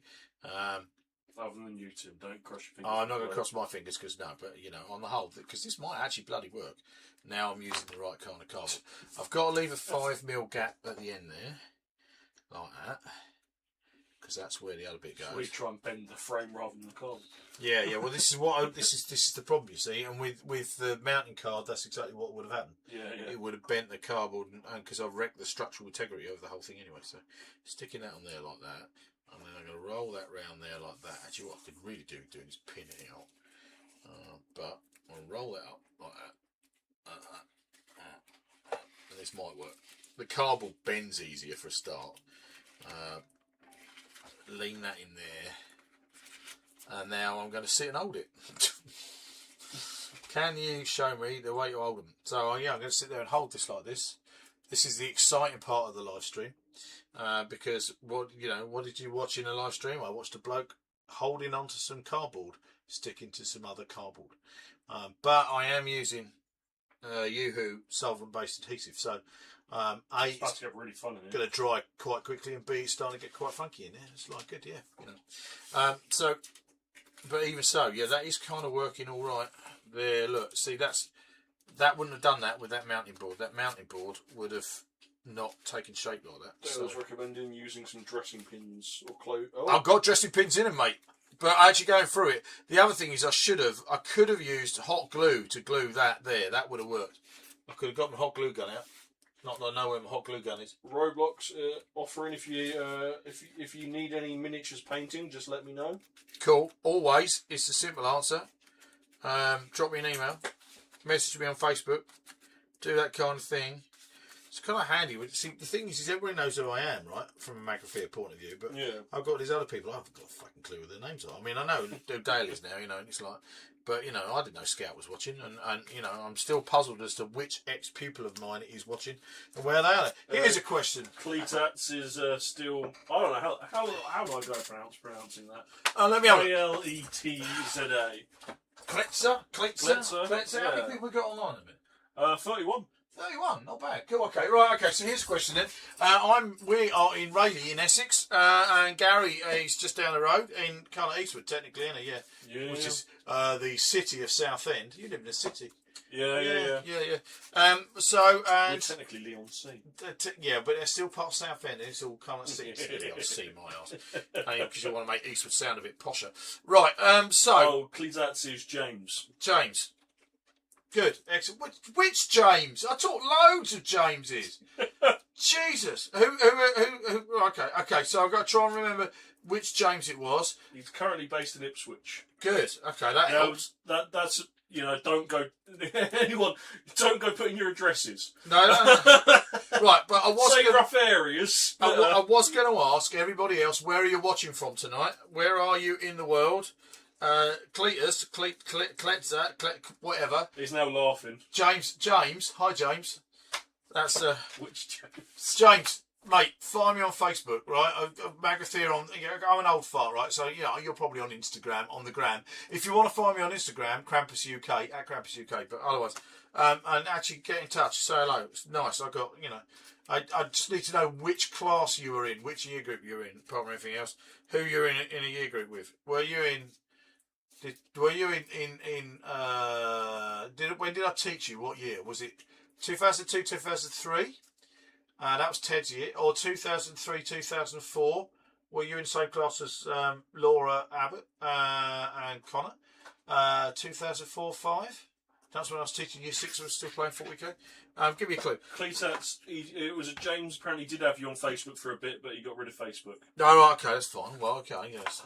So, long list. Look, hang on a minute before we get into look, shit, it's worked. Look, okay, so hang on, people. Right, while we're sitting there talking about that, I'll find out where everybody is. Look, it actually works, right? And ta-da!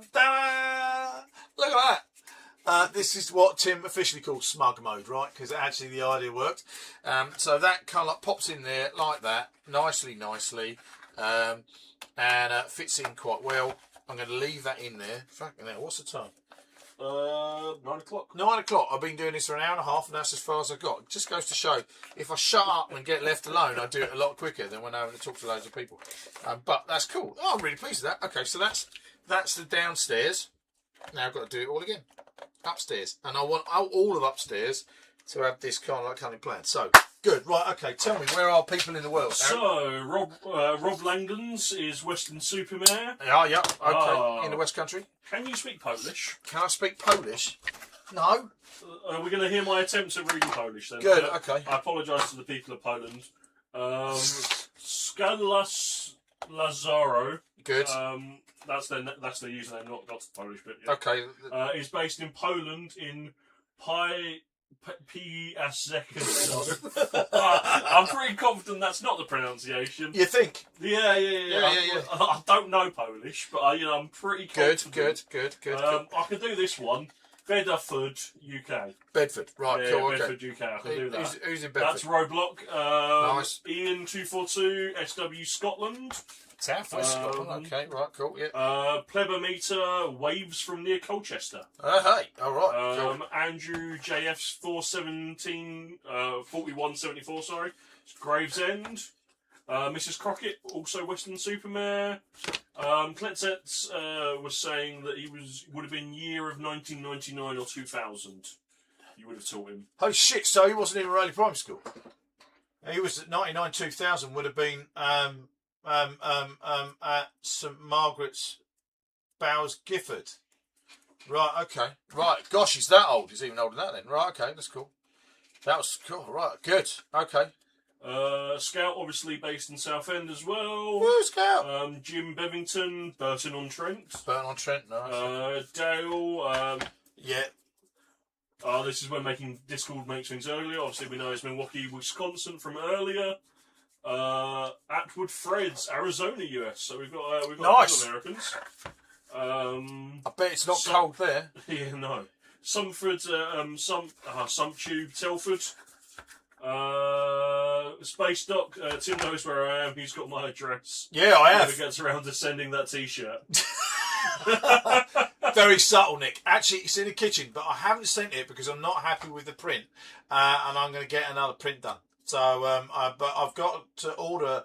I'm going to order a shirt for Nathan. My Nathan, he's interested in doing some tabletop gaming. Yeah. My 24-year-old son, who'll be 24 next week, who I never pushed into gaming, and we did some, when he's little, and started showing interest in this tabletop gaming, and he definitely wants a Magrathea shirt. So I'm going to order some new ones. So yeah, apologies, Nick. I haven't sent your shirt, but that's because I wasn't very happy with the print on that one.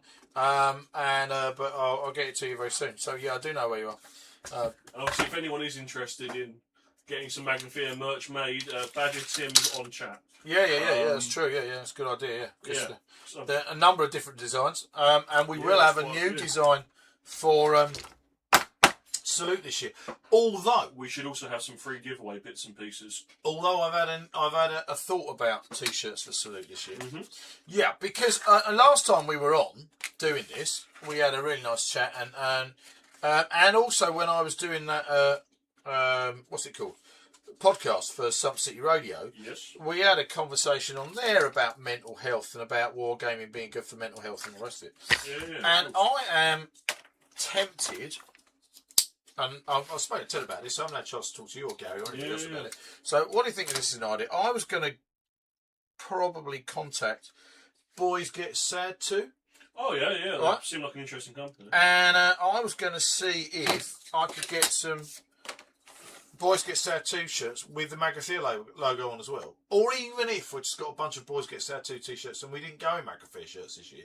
The whole group of us went in Boys Get Sad 2 shirts. Yeah. And just to highlight kind of like... Hell yeah. Mental health issues and the fact that wargaming is great from a socialising point of view and is a good place to, as awesome. And I think that would be a kind of cool thing. Mind UK are also very big with and they're also very big with the streaming communities as well. Yeah. All of those kind of things. I just think it'd be a nice thing. If you get up and done on Twitch as well, possibly doing a sponsored stream, a charity live stream for Boys Get Sad or I just think it'd be interesting to do.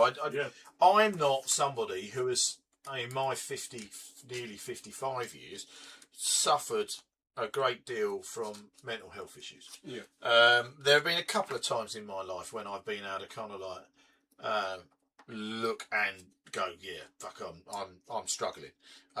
Certainly in the January of 2021, second lockdown or third lockdown or whatever it was, during COVID, when we just got back up and running and it all got closed down again. I lost loads of work and thousands of pounds of work and the rest of it. I was really down there. And had it not been for this channel, I would have been in all kinds of trouble, I think. And there was one other time, a few years before that, when I was still in teaching, that I could look back and go, yeah, I was struggling then. But most of the time, I've been fairly blessed with being pretty robust when it comes to mental health. Yeah. However, I am acutely aware of people around me who have struggled and struggle with various mental health issues. I feel blessed that I've been able to support them, and then through this channel supporting people I've never even met before. Yeah. And I think actually in this day and age, mental health issues and being mentally healthy is challenging for some people and really difficult, and supporting those kind of things and having blokes especially encouraging blokes to talk about this stuff and share and having things like Boys Get Sad Too, recognising, acknowledging to people that mental health is an everybody issue, not just because women have always, I mean, all right, they've got it stacked against them most of the time, but the one thing that my experience of certainly Heidi and her friends and friendship networks over the years, and various other women I've known very well, is they're very good at sharing and talking about this kind of stuff in a way that guys don't. So I quite like the idea of supporting an organisation like Boys Get Sad too. I think it'd be a cool kind of thing. Something that's very close to my heart, so I'd be more than happy to. If not some other mental health charity, I think it'd be a like cool thing to do. Mind UK are very their PR team and stuff like that are very good. There's a YouTuber called WPE, or Worst Pre-Made Ever.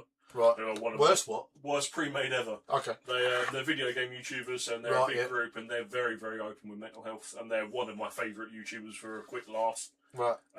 Because they're all very, very inappropriate, and it's very, very, very British humour. I don't approve of things that are inappropriate. It's absolutely great. And do you know what? I'm sorry, I'm going to butt in now. No, I'm actually quite pleased with how this is coming out. Look, that's what we're here for. It's kind of like making a model, and it's working. Good. Right. Okay. Sorry. Yeah. They managed to raise 50 grand. Wow. As and they've done it every year, and they've raised 30, 40 for the last couple of years, and they've never been able to break the 50 part. They managed to break 50. So that was very cool. That's absolutely epic. Yeah. We've got a few people. Rob Block's talking about suffering with mental health really bad at the moment. Yeah, it's a rough time. One, the state of the world is in mind, but also... it's fucking depressing. Yeah. It is nearly the end of January, and January is always a hard month for a lot of people. So from that point of view, here's to the days getting longer and sunnier and that kind of thing. And winter going fucking itself, frankly. But it's really difficult. I like winter time. I like dark. I hate wet and soggy winter. I like dark, and cold, and crisp nights and that kind of thing. But see, I'm the opposite. The only bit I like about winter is it pissing it down. I absolutely love rain. Always have done. Rain is a pain. Yeah, do you know why? You're all right with that. It's because you don't pay the bills, and you don't have to worry about it if your roof leaks. And to sort it out. Whereas water is a pain in the arse. Whereas I really like crisp winter. And the only thing that the one thing I absolutely love. I hate snow in this area around here because we never get proper snow. Where Dale is, right, they get proper snow, and they know how to deal with it, right? Yeah. Whereas we don't. We get piss all amounts of snow and it's rubbish. And our road doesn't clear. I bet your road's really rubbish and all. Yeah, our road doesn't clear for days. But the problem with that is that the reason why I'd like to see a bunch of snow is because we have 3 Newfoundlands, only of which one of them has actually seen any snow at all. And I would love to see what our Newfies make of snow. Cool. It'll be a good crack. But I've always liked the rain and adverse conditions because I quite enjoyed with bushcrafting and stuff like that. That kind of feeling of being outdoorsy, getting completely drenched through, and then actually having to dry off is I don't know, just a quite weird. Yeah. Always enjoyed making the fire and then actually drying off near a fire and then going out and gathering resources and stuff. Yeah, I get that. Yeah. Right, okay, so look, I've made the ground floor. First floor, Dale. I've made the ground floor.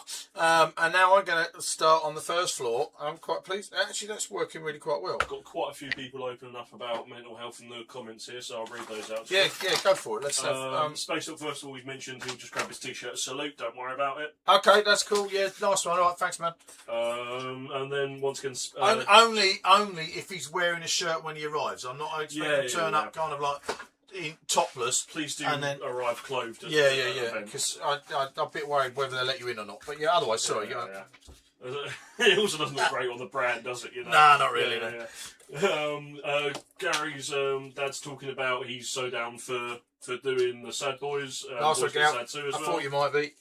Yeah. Space Doc, obviously Nick, as Tim knows, hobbying is critical to my mental health due to the stress of having a wife with young onset Parkinson's disease who frequently gets that sucks from her medication. Yeah, I know that's this is an escape. It's funny, it's just that thing, and until I started doing Magrathea Builder Worlds online on YouTube, I never realised what a massive impact our hobby can have. Any hobby, it doesn't matter whether you like go fishing or whether you're in the model railways or you sail or you're a reenactor or whatever else. It's just having a thing that takes your mind off off the day to day and all the rest of it. So it's from that point of view. That's the one big thing, actually, gaming with yourself, and you kind of taught me about hobbies, and Heidi taught me about hobbies in general, which is hobbies are meant to be fun. Oh yeah. It sounds so stupid, but if you've been doing a hobby, especially if you adopted into it when you were young, sometimes you end up doing a hobby almost mindlessly because it's the thing you do. And I suffered with that quite significantly, and then taking that time to reset and realise, actually, no, I'm here to have fun. I'm not here because I have to be. Yeah, I mean, I think that's change my outlook. A very interesting thing when it comes to my Nathan about the fact that recently you started being interested in the idea of gaming again. Because when he was little, when our kids were little, I really wanted my little boy to be into wargaming because I was into wargaming. I really wanted my little boy to be into swords and guns because, from a reenactment point of view, I was into swords and guns. And he never once showed a kind of like an interest. He just wasn't bothered really. We had a few sword fights and things. When he was very small, he learnt to sword fight, enough to the point when we used to have friends come around and play in the garden here, and then he used to kind of like whack the shit out of them because he was. They were kind of like waving the sword around and knew how to sword fight. But I kind of from a reenactment point of view, I kind of like learnt it with Nate when I realised that the thing that he liked more than anything else from reenacting, where at Kentwell Hall where we were tutors, was he loved to be in the back house. He likes to bake. And it was a case, it didn't matter what I was into and the fact I was into soldiery and armour and guns and that kind of thing. Nathan wanted to be in the back house and bake. And he's his own person. So let him get on and bake. And we did various gaming things. I think it was either his 11th or 12th birthday. We had a birthday party here where I made a Brewhouse Bash, 3D Brewhouse Bash. Do you remember, old farts, remember Brewhouse Bash? The Orc nights must have been from about 1998. The Orc Brewhouse punch up. I made a 3D version of that, which I still got actually. And it has featured in a Magrathea Builder of Pubs video. We played that, and we had a group of his mates around. They all painted figures, and that was the last thing I painted for Warhammer 40k. Up in the living room, there's an orc fighter bomber thing. I painted that on the. And I kind of gave up with Nate. I decided that actually what he didn't want to do was do that. So I'm really pleased now, only too happy. Now he's going, actually, I'm quite interested in doing that. I like the idea of, and it's the social side of things that appeals to him. He's very much a video gamer and spends most of his time, a lot of his time alone because he's autistic and he's got like his room and the rest of it. And I think he's starting to see the kind of like the value of the social bit. The bit that we go out and do stuff and the places to go and see it. So I'm only too happy if he wants to. And we've got a really nice little community of gamers that we've got together for Spirit of the Game as well. Yeah, it is nice. It is. It'll make a cracking addition. Yeah, if he decides he wants to go into it. Absolutely, yeah. So I've got to sit down and find some time to chat with him about what kind of things he fancies. That kind of stuff. He's even talking about painting again, and he hasn't painted since. He's got on his shelf in his new room in the cabin there. He's got a Dark Angels Terminator he painted. Well, I don't know. He's 24 now, so probably 12, 13 years ago. So they'd be interested to see what he fancies playing and painting. I really hope it's not 40k. If it's 40k, I can help. No, it's not that. It's the case I don't think any of us can afford to play 40k these days. True, and I'm a bit out of touch with things like 40k. I mean, having been to Warhammer World the other week and looked, all the any of your old stuff? No, I haven't got anything at all. All right, I've got like one orc. I've got old farts remember the orc blood axe war boss who was wearing had a big power axe, a big trench coat, and a peak cap. That's I've got one of them around somewhere. I might have the more recent war boss. We've got a few armies, but I doubt it'll be that because it'll be something that we're playing that you'll want to play anyway. So from that skirmish games are better anyway. They are, yeah, we're right. Ian 242. I'm 60 this year. When I was in my mid-20s, I suffered with chronic depression. I found this hobby and building terrain pulled me out. He hasn't just hit the T. That was a tick. Terrain pulled me out of it. Great building bandits tonight, boys. Cool. Some Tube, you've really helped me. You've got me back into making and gaming, which helped me with my mum passing away and lots of job uncertainty. You're also responsible for the massive amount of terrain filling up my room currently. Sorry, not sorry. I'll have to do a tour of the rest of this. Well, when it's daylight, no point doing it now. It's a bit of a weird take, but I think a big part of, especially the terrain building and painting miniatures, that it's severely overlooked. It is an art form. Oh yeah, It is an art. It is doing that. It is a creative outlet, which is super. I've always found is super important to mental health as well. yeah. I like the fact that I get to do my thing. I get to sandbox stuff, you know, and I think that's why I've had so much fun from games like Burrows and Badgers and Necromunda to a certain degree, because making terrain like that, because I get to make the rules then, you know. So yeah, I've kind of, I like that. I mean, I've got my biggest problem when it comes to building terrain is there's not enough time to do all the things I want to do. You know, I want to get on and do all the salute stuff. Going to Disneyland, Paris, week after next, and I know that there are buildings there in Frontierland that I need to make. I made copies of some of the buildings in Frontierland anyway, from like 40mm Wild West Town. And speaking of games that you make and play and then put away, and have you ever played my Wild West game? Yes, we done one once, game. Blimey, in about 3 years we played it once. You know, so again, you know, it was the game where I tried. You let me roll to see if the kid could try and club one of the sheriffs with a glass bottle. that sounds about right. Yeah. Yeah. So yeah, and it's that kind of thing where I know I'm going to go back to Disneyland and go and take a load of photographs of one set of buildings, one shop, and the rest of it, and I go, right, I need to build that now, and that's the. Yeah. Right, okay, change your knife blades regularly, kids. Keep them nice and sharp, and that way you don't end up sticking them in you, and then nobody bleeds on the live stream. Important for a Magrathea safety PSA. Anything you see Magrathea do with knives today, please do not replicate under any circumstances. Well, you can. You're allowed to cut cardboard with them. I'm not in the method you use. This is a demonstration video. Until he uses the knife, then please close your eyes temporarily, unless you're also using a knife. That's fine. Well, how else are you supposed to do it? You know, well, blindfolded, clearly. I'll tell you what, that would liven up the whole thing, wouldn't it? Okay, tonight we're going to make a piece of scenery blindfolded. Yeah, I think it's even more fun when you bring out the procs on. Tonight we're going to make a piece of scenery using just the force. Imagine me with my meds. Tim, can you smell that burning? I was going to. Actually, there is an issue when we get to the roof. The procs. I mean, I'm probably not going to use the procs on, but I might need to cut out polystyrene, because the one concern about this bit going on the roof is the fact that it's a bit squidgy, so it's going to need bulking out. But I'm going to need to. So, Roblox has mentioned the fact he started his YouTube to help men with mental health. So that's really lovely to see someone using their platform for good. Yeah, it's really cool. For me, it was just an added bonus. I didn't realise that was what was going to happen. So came about. Right. Actually, now I am going to do this first floor, but I'm going to jump to the roof for a minute, because I want to get to the point where I've got something nearly done. Just for your information, all right. For those of you who watched the last live stream, this is where the last one got to. And I was chatting with Gary yesterday about maybe painting this before tonight, but it didn't happen. But look, this is where that model got to, and I'm really pleased with this. It's kind of like, so 2 bits of roof come off, and definitely this with this new stuff.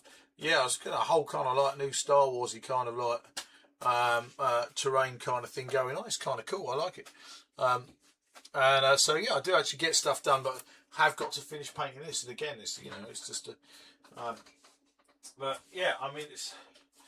So yeah, I'm going to do this bit now, because I want to get to the point where I've definitely got most things done by the end of the evening. Now, the one thing about this tub is that it overhangs a little bit, and there's a bit of me goes, well, you could just leave it and let it overhang a little bit, and that'll be fine. There's another bit of me that's got this lip on it that I kind of like want to get away with. Although the problem is if I stick it on tonight, I might not be able to do clever things underneath it, because this might be where I put some. I mean, you got a big hole in the bottom. You could still feed stuff up. Yeah, I know, but then that's going to get stuck on there like that. Oh yeah, that would be a pain. Right, and then that's going to be, so. Although, yeah, I mean, so this is the kind of like the plan, and then I found I was going for a bag. Of course, I've got kind of corky kind of thing like that. And that might go on there, and then I could put stuff on the top. And then, I'll tell you what I haven't done the doors. Oh shit. I thought I'd done it all, but I haven't done the doors into the main central kind of up and downy columny bit, which ain't going to have stairs in. Oh, cock. Right, okay, so yeah, so I quite like it. I mean, I might not do anything with this one at all, apart from maybe, possibly have some. See, look, these I really like this because you know we were talking about those LEDs earlier. I've got 100 more of them. Sorry, everybody. Look, Tim's ADHD brain is zipping off somewhere else. But I could actually look because these LEDs, right, will actually feed through the holes like that. Oh, that's cool. Right, and then on the under there, and then I could stick that underneath the thing. But then I need to have somewhere where I can flick the switch. Unless can you feed that down to the centre? Yeah, it could go down there, or to be honest, because the other thing is, as Gary pointed out, because this is self-adhesive, I might be able to stick that underneath and then feed that through, and then feed cables in different ways. That might be quite cool. Actually, when you're back on the top, ago, you can put if you put that through that hole. Well, through this hole. Yeah, you can then quite easily then feed that back through that square hole and then go underneath. Yeah, well, see, if I do that like that, right. And then they get fed up there, like that, right, and I could stick that there like that, and then I could. You might actually be able to do it the whole way around as well. So you've got 3 holes. Yeah. So I could feed then that could, and then one would reach across the roof there and go into that bit there like that, and then I could have. And this is what I like about doing this, because this is the bit that I really enjoy from a model making point of view, is the figuring it out bit, you know, and that might work really well. Yeah. And then I could just have a bit there that will stick under there, and it. Well, people were asking for a pup date. The pup date. Well, I think Chew's timed that quite well. Okay, right. Oh shit. Oh, when you say people, do you mean Nick? Yeah, just Nick. Come on, Chew. Chew, come in. Hello, mate. Okay, right. So I don't know what camera we got on. Could we get him on camera? Chew. Harry, actually, I think Harry's lied to me. Nobody wanted a pup date. Harry just wanted to cuddle one of the dogs. No. And here we go. Now, look, he's got bits of model stuck to his arse. No, he's still got bits of model stuck to his arse. Look down there. Let me get that for you. Alright, so Chew's in the room. Chew's in the house. Is he on any camera? No. I think you should be able to position this one. Chewy-doo! There we go. So, Chew, of course, for those of you who haven't met Chewy before, Chewy is the oldest of our Newfies. Hey, Chew. So no, I'm cuddling Harry. Chew is the oldest of our Newfies. He's the middle-sized one. There's a lot more floof to him than you'd think. He's about 60 odd kilos. He's not as big as Soka. She's 84 kilos. But he's the big floofy one. Which is heavier than a black bear. Yeah. He is. Yeah, she is. Yeah. Chew is the kind of like the goon of the family. He's the goon. Oh, I don't Still Hardy's favourite. He's the first one. Don't listen. No. Yeah, it's kind of cool. So the other two are up in the house, I think, with the boss, who I don't even know if she's watching. She said she was going to be. I mean, she knows she could be. Heidi, are you out there? I think I need to do this. Ted just dared you to make a tiny light switch on the model. Well, yeah. Well, I mean, it's got a tiny light switch. Which look. You see that tiny little red bit there? How well does that focus? Is that focusing on that? Achtung, technical person. Sorry, I got distracted by a dog. Yeah, right. Let him out. So that is the little light switch. So from that point of view, and in some ways it's kind of cool. I mean, but you know, that's going to need a little bit of kind of covering up. So yeah, that needs a thing above it, which frankly is a bit beyond my technical capabilities because I'm just a blagger and a bullshit merchant. But it could be a good thing to learn, couldn't it? You know, it's like. But yeah. So anyway, so I may have started saying I apologise, Tim. I don't know where I am now. What do you mean? Ludo is now very devoutly staring at me. That's all right. That's fine. She can't go. Right. Okay. She's a loony. So right. Okay. Right. Scrap all that. The time is 9:30. I've probably got about an hour or so to go. So I'm backing up and I'm going to do the door here. That's going to go up in there. Now I've got a number of different doors that I could possibly use. These are too big. Oh no, it's quite a good size. Look at that. Right. Okay. This is, who's this made by? This is also from Maelstrom's Edge. Maelstrom's Edge is the name of the I think they make a game. That's certainly the name of their website. And they do 2 sprues of sci-fi gribblies. It's really cool.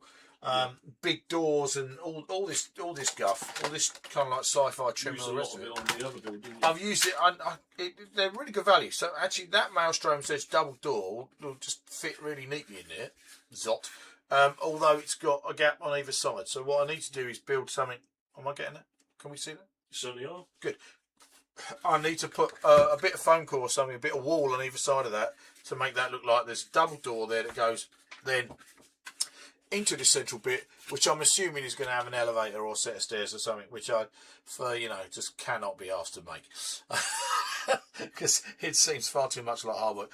It would be kind of cool to make a set of spiral stairs in one of these. One day I'll have to cut out this bit here so I get more access in, but completely unnecessary. We'll just assume you get in there and you run up. So, right, okay. Bit of foam core on all bits, I think. Yeah, actually what I'm going to do, I know what I'm going to do. I'm going to take this moment just to catch up on some more of the messages. Dad was mentioning that the sad boys don't get sad teas. I've got some really cool lightning and Yeah, effects. I like the lightning one. Yeah, that's the one I liked. Although the koi carp's pretty cool. But I like the lightning. Yeah, I like the koi carp. Artwood threads. Hopefully, shipping to the States is an option if you were to do the Magrathea partner T-shirt sort of thing. Yeah, cool. Yeah. Oh, yeah, we can totally do that. Ian24, the Star Wars terrain is absolutely amazing. Oh, sorry, the Star Wars training, wow. Thank you. Dale is going to be playing the. Dale is going to be playing the West. Knife in my thigh.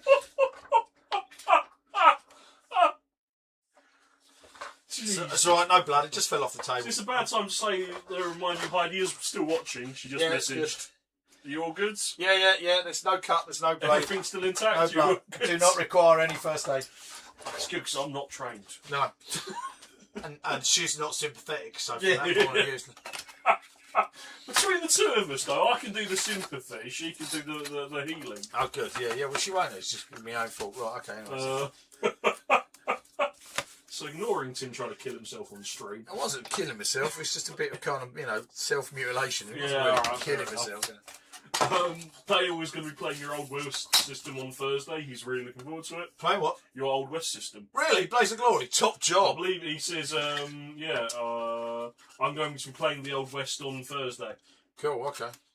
So I'm assuming that's what it means. Well, but yeah. Well, a couple of people commenting on the fact that you've got the number of the beast as currently just private out. Yes, I have. I mean, I'm a bit disappointed about that because I'd like it to be 7, 8, 9, 10,000 people, but at the minute it does actually say 6.66k subscribers. Which did tickle me when it ticked over the other day. I was like, that's funny.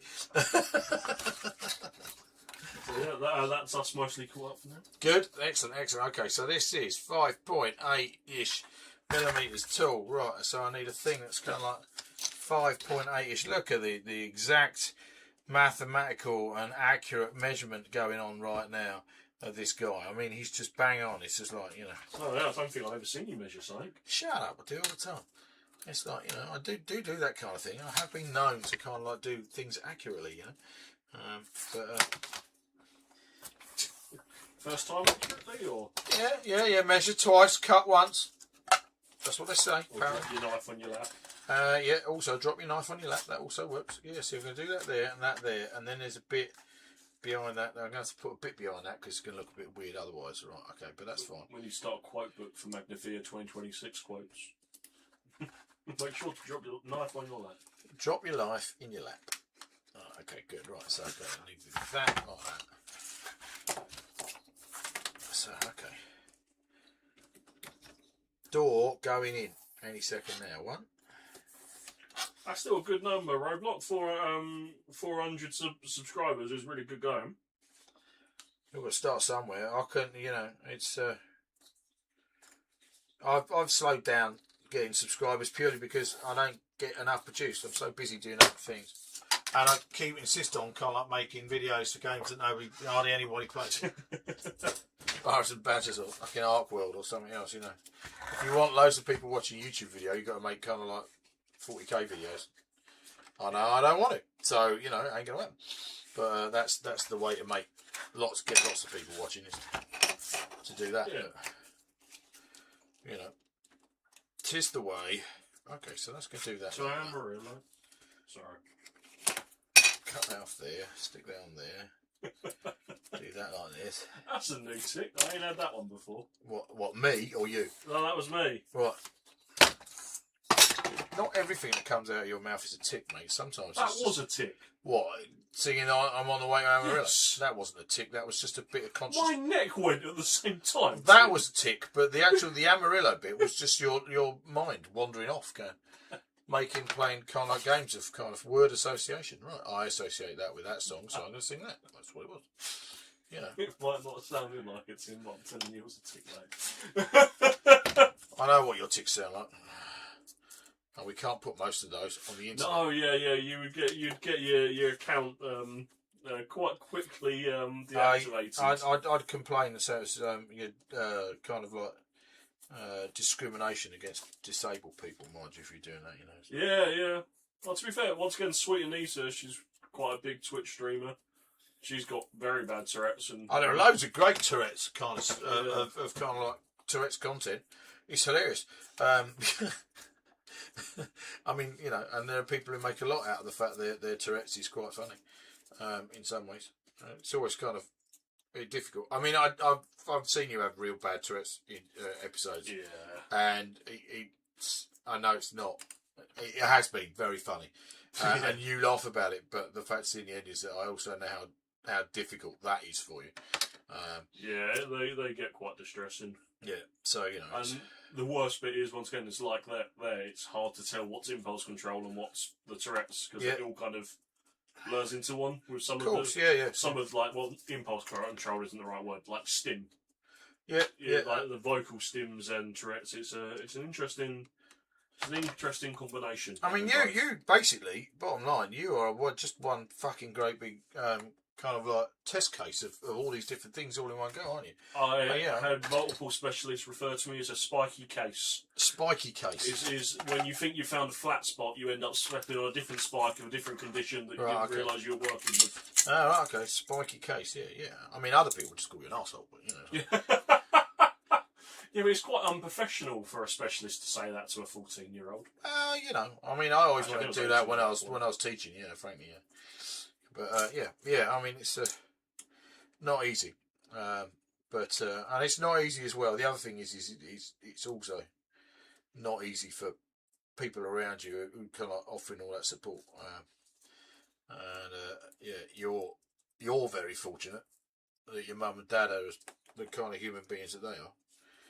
Because I'm pretty sure there must be people out there with similar conditions to you who haven't had the kind of support that you've had over the years, and you know, you've kind of like. Oh yeah, I'm so lucky to have had parents that have not only fought as hard as they have to make sure I was accepted into the schooling system. And then we're happy to take you out again. Yeah, completely take me out of it, because at that point, unfortunately, the UK schooling system wasn't designed for someone to. So they weren't ready for Harry Jenkins. They really Holy weren't. shit, no. Oh god, no, they weren't. To be fair, it didn't help at the time, and I won't name the school I was at, but they were embezzling funds. Oh, well, not all of them. Sorry? Not all of them, you know. No, I said I won't name the school that I was at. No, what I'm saying is only the odd person was embezzling funds, not the entire school. Didn't finish the sentence. The head teacher, the head teacher was embezzling funds from the SEN department and putting it into the sixth form. Ofsted, I will not confirm nor deny that it was part of my case is what got them under investigation by the people, by the local authorities, who then found this out, and it was put on their Ofsted report. I wonder they were pleased to see the back of you then. Oh, the funniest bit is they still had to pay for sections of my education. It's the first time I got my funding in use. Yeah. Right, look, cardboard bit there, stop that, dissolve. Now, shit. Dale made a very good comment. Yeah, don't worry about subscribers. As long as you're enjoying what you're doing on your channel, they'll come. Yeah, I think my thing about subscribers. I was talking to Roblox with the the low account. My thing about subscribers was that there was a point when I started doing this, especially during the pandemic and that kind of thing. I thought, hey, this is cool. I'm going to make loads of money out of this. But actually, the problem with that is the fact that the amount you have to put in to have those massive subscriber numbers, and you have to dedicate all your time to it and the rest of it. And I just couldn't do that. And I'm totally resigned to the fact that me personally, I don't. I have people. There are people watching now who watch absolutely everything I put out, and they're always super complimentary about what I make, even if it's a bit haphazard and slapdash. And sometimes they say, "Well, that's the whole appeal." But I do it for myself, you know, and I like doing it, and it's the kind of thing I've gained a lot of enjoyment out of. So, you know, as soon as I'd resigned, several years ago now, I'd resigned myself to the point that, no, this you're not going to make money out of this. It's not about making money. It's about sharing a hobby and bringing people into the hobby, and that kind of thing. And just people's comments tonight, you know, people tonight saying, watching my videos has reignited their enjoyment of the hobby or whatever else. That's cool. You know, I'm quite happy to do that, and then bump into people. I don't know if Paul's still watching, who was there right from the start this evening, who I met at Wayland Games today. It was just really nice meeting fellow hobbyists and having something in common and having something to chat about straight away. And yeah, all of that. It's kind of good fun. I mean, even doing the live stream since we started doing this. Well, this is number 4. So what's that? Yeah. January, December. So since October, doing live streaming stuff. It's just a different way of sharing your hobby. And actually, in some ways, this is more fun than making more fun than making the other videos that I make, because it's more interactive, you know. Yeah. The fact that other people are watching, I know other people are watching, doing the hobby at the same time, and joining in, that's kind of cool. So yeah, it becomes more of even model making, which is the solitary part of the hobby, becomes a social event. It's good fun. Door going in. Cool, that's tight. Get in there, you fucker. Right. A bunch of people are putting in compliments to your style of videoing in here. A couple from Dale from Roblox and Pleasats, or James. James, thanks James. 1999 James. No, James 1999. Yeah, so James. Yeah, I mean it's. Yeah, I think the problem with that is the fact that I stubbornly don't get to watch. Actually, I don't. Well, I should watch more. It's not that I don't watch a lot of YouTube. Yeah. I do watch a lot of YouTube. I get stuck on watching late night American TV shows, The Daily Show, Stephen Colbert, and that kind of thing. And I like to watch kind of like a bit current affairs, even a bit light-hearted, and there's some gaming channels I've tried to watch, and I sit there and think, Christ, I hope it don't come over like that. This is really, yeah. This is really dull, or you know, yeah, it's about being accessible, I think, and making the hobby accessible and interesting. And some gamers, the nature of who we are, there are quite a few gamers who are not naturally interesting people. That's why they're war gamers. Yeah. Might seem a bit rude, but you know, it's kind of true. I think you'll find that this is the actually community goes quite strong with the wargaming community. Yeah, well, this is it, and I mean, it's that kind of thing. We're having things like mental health awareness and autism awareness and all sorts of other kinds of things. When you know, I mean, you're autistic. We're all pretty sure that I've got ADHD.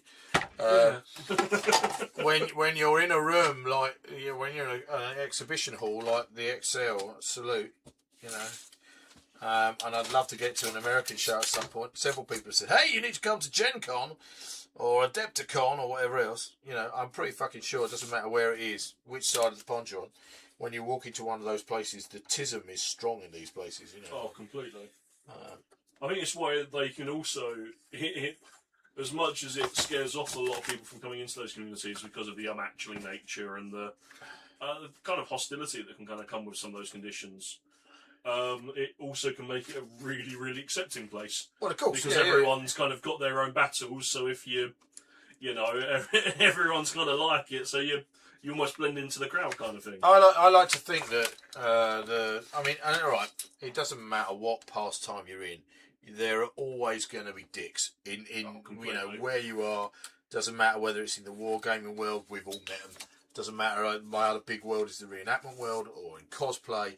you meet amazing people who are very accepting of all kinds of conditions or lifestyles or whatever. You're always going to meet the odd arsehole because people are people. But I do think that wargamers on the whole are quite accepting. I like to think they're a welcoming bunch. Because like most autistic people, when somebody shows an interest in the thing that you're autistically excited about, then you trap them and you go, come over here. I'm going to tell you everything you need to know about absolutely everything. I think it really does depend on what game system you're going into, but Yeah. Is it? I think it's important for to I know, very very very cliche, but to be the change you want to see in the gaming spaces. Very fucking cliche, but I don't know. You say cliche. I don't think I've ever heard that expression like that. Have you not? Put it that way. No. It's be the change you kind of want to see. Yeah. I mean, lead from the front. Be the person you want to be. Be the hobby. Yeah. It's be the that was the big thing that kind of helped me kind of break my old ways of. Look, Mum, I made a door. Actually, that'd be scary if my mum could see it. Be like focusing on being a player that you would like to play against. Yeah, absolutely right. Yeah, I mean that's actually this bit of the hobby is really safe for autistic people. Because on the whole, apart from having the balls to kind of like share it and do that kind of thing online, painting a figure at home or making a model at home is the safe bit. Mm-hmm. Going to a place to play. And with me, I don't know if it's a case of I don't like to lose games, so I've never got to those kind of environments. Yeah. Or I just can't be doing with the uber competitiveness of it, or it's that kind of thing. Where it's like I just like games that I think as a gamer, you have a responsibility to make sure the other person has a good time too. Completely. Even if you're going to wipe the floor with them, there is absolutely right, a social contract that you're right. I'm going to play a game with you. It's a game. Mm-hmm. Ergo, the idea of a game is, I think, to have some fun. And so, you should get to a point where that's the big thing for me. It's almost having that. I don't know. It's almost that manners that if there's no stakes, and so if I'm playing someone with no stakes and I know they've got this brand new figure that they really want to try some abilities on, and they've never used it before, I'm going to go out my way to not kill that figure. Just for a couple of rounds, so they get to play that figure. Oh, you're right. It's letting people sort of do that sort of thing. Right, nipping back to the comments. I'm just doing this right because Heidi does say to me every now and then when I've done these, do you actually ever get anything made? I would just like to point out that although I have not made the whole thing yet, look, it's starting to look like a thing. Right, so look, check it out. There's the ground floor. There's a door into the back room. I can take the back wall off, and there's a back room that I have no idea what it's for. And there is now a door going into the central bit. I've made it a big door so they can get their sci-fi sofas upstairs easily. Yeah, because they are very big. Because they are bloody awkward sofas. Yeah. You trust me. So I'm trying to do that. Even trying to get a little two-seater sofa bed up the stairs last Friday to Ethan and Freya's new room was a bit of a pain in the arse. So I've made sure that the denizens in this gaff, they've got a nice sized door into the lift so they can get their sofa upstairs. And you've already put more care into the architecture of that than anyone has on a modern new build. Probably, yeah. And mine's only made from cardboard, like most modern new builds. Yeah. I think yours is using Yoo-hoo glue though, rather than PVA. So, this is also true. Yeah. Okay, so now that's going to go on there. Roblox. Where is the XL? So the XL, it's how are we spelling XL? It's EX Cell. XL. So XL is Docklands, East London. Yeah. The XL Salute is the biggest wargaming show in the UK, and has been at the XL since.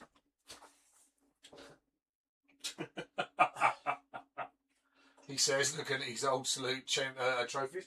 2005. I think 2005 was the first year it moved to the XL. Not I'm shouting or anything, but we kind of won the Salute Challenger Shield, which was like the best in. It might be 2005.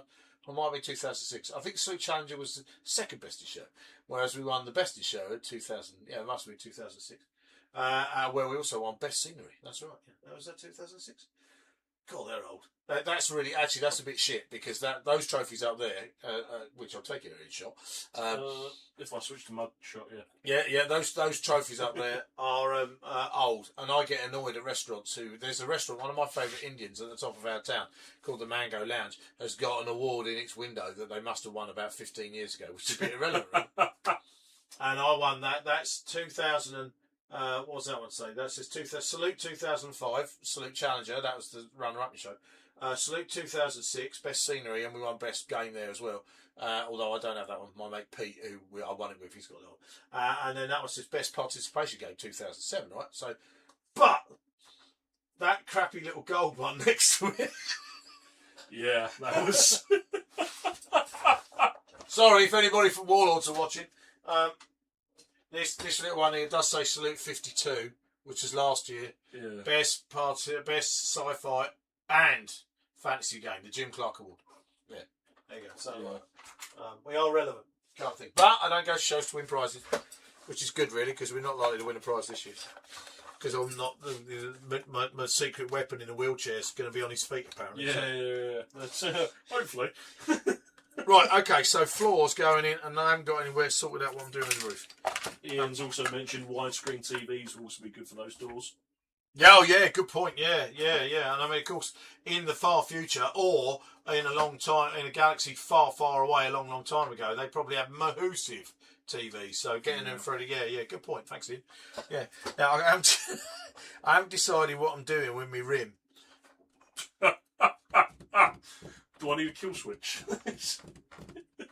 Shall I trim my rim? Sounds painful. Answers on a postcard, please. See, the thing is, right, is that I could trim a rim. This bit around here, it's too big, and it's going to annoy me if I don't trim a rim. But if I trim a rim, I don't think I'm going to be able to do it really neatly, and then it's going to look a bit crappy. And actually, with all of that, there's quite a lot to stick down. Anyway, I think you've got to trim it. Oh, unless you say it's futuristic guttering. Well, it could be guttering, you see. This is the thing. It could be on a planet where there's a lot of rain and then it gutters. In fact, the clever thing to do would be to put in some downpipes. That's what I was just... Yeah. Just put a little bit of a downpipe in there, it'll be alright. If I put a couple of downpipes on it, then clearly it's guttering and then that's absolutely fine. You know? The expression you never want to hear your father say, a tidy rim is always welcome. Yeah, that's fine. Thanks, Gary. And he also mentioned that's why he let you win at Walk Miniatures. Oh, bless him. Because Why was that? He didn't want to upset you. Because he knows I don't like losing. Yeah. So he let you win, clearly, apparently. Well, he must have done, because that first vampire was a bit rubbish. He couldn't have done that badly, accidentally. The second vampire just jollied around and didn't do very much at all. But speaking of Walk Miniatures, check this bear guy out. This is one of the things I've been working on. I am working on it a minute. I was going to leave it there. This is called an Arcanid Queen. This is a ridiculous baddie. It's really kind of cool. There's a bit that goes on the back of it. I lost the bit that goes on the back of it. The bit that goes on the back of it isn't painted yet. Oh shit, and there's stuff there. So that goes on the back like that, and it's going to have all blue crystals in it. But the reason why I haven't stuck that on is because, you know, me being me. Use the new stick LEDs to do good for that. This is going to have a set of LEDs sitting in the back like this, and they're all going to go, and they're going to be drilled, and I've got holes drilled in this, and then I'm going to have little blue crystals on the back, and it's all going to glow. It's going to be really, really cool. It's like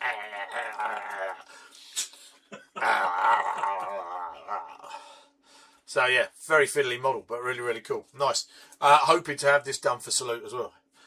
Somewhere. Be a scary kind of Arcanid Queen type thing, but yeah, it's good. Yeah, I like that. And then next to that, over here, I've got what else have I got on the table? I've got little Arcanids, little spiders. Nick. Yes. And then I've also got a big yacky kind of thing. This is for my halfling force. It's because it's part of what's called a thing flinger, which is basically a catapult. Which I don't know what I've done with. It's around here somewhere. And the thing flinger flings random things. Oh, there it is. It's like the hot pot catapult from Fantasy Battle from years ago, but to ridiculous kind of like extremes. Nice, really cool models. So they are really, really lovely models. I'm really enjoying Ark World. This is Monty Sop with Sop. You can come in a bit closer. which is a half-inch tinkerer, and Oh, and I'm also that's really cool. modelling my new whatever they call golden maple painting handle thing. Yes. Oh, did you get the golden maple one? Yeah, look, go on for How'd Christmas. you find it? It's really cool. Yeah. I should be getting paid to do paid advertising for this. So if you're into painting handles, right, and you've probably seen these on Facebook, I certainly have. It's really neat. So it's got a big stand that goes to the bottom, magnetic, and then got a bunch of different changeable tops for putting different figures on. He says modelling with an Arcworld Imperial artwork, and it's got this kind of like weird kind of resty bit, handly bit. I'm going to go over it. It's got this weird resty handy bit that you can kind of like hold, and then it's nice because you can twist and turn it. You get 5 of these separate tops, which is really cool. Yeah, it's kind of neat, and it's a really good big gear. And I got one for Christmas. My friends, the Pennicotts, bought it for Christmas. I'm very pleased. I like it a lot. For anyone from like a disability and mobility side of things, if anyone's got a little bit of a shake in your hands, I personally have found them, they really Yeah, help. you can rest on it. You can rest and you can kind of latch with your pinky finger This around it. metal bit on the side here, which is adjustable, it's got 3 different sets of holes. So depending on how big a figure, you can move it up or down, or turn it around so it goes the other way around. It's quite a versatile bit of gear that you can use in any way you like. But it's a good way to just have a hand rest. Pain in the arse for dry brushing. But yeah, it's good. I really like it. So that's just a bonus kind of like what Tim got for Christmas kind of thing. Yeah, just don't dry brush with the magnetic top, because if you're a little bit heavy-handed like I am, You're going to knock it all flying because away. it's magnetic. Yeah, I learned that the hard way. Yeah, but you did. Luckily it bounced, but Okay, now. Here we go. So we're going to get on with this. The we first have floor. a bunch of rim jokes. So Roblox asking you to cover it with something. Ian242, how to change your rim tone? Use bleach. Oh no! Now. Dale's asking about making a rim extension. Apparently, you can do it with half moon from your cardboard. That'll work. Yeah, that's cool. Oh, well, you mean actually go out and make it, stick it out, have a balcony, Yeah. have a thing going out. See, that's why I need to hang out with you more, Dale. You know, nice idea. Yeah, I could actually kind of like, if I did it with thick cardboard, the mounting board, then that would actually have a kind of like a walkway, and then that would make the model a little bit more interesting around the top. Who's ever over in the UK, bring him on for a stream. We don't need to get him over in the UK to bring him on for a stream. Just need to bring him on for, because he's online now, isn't he?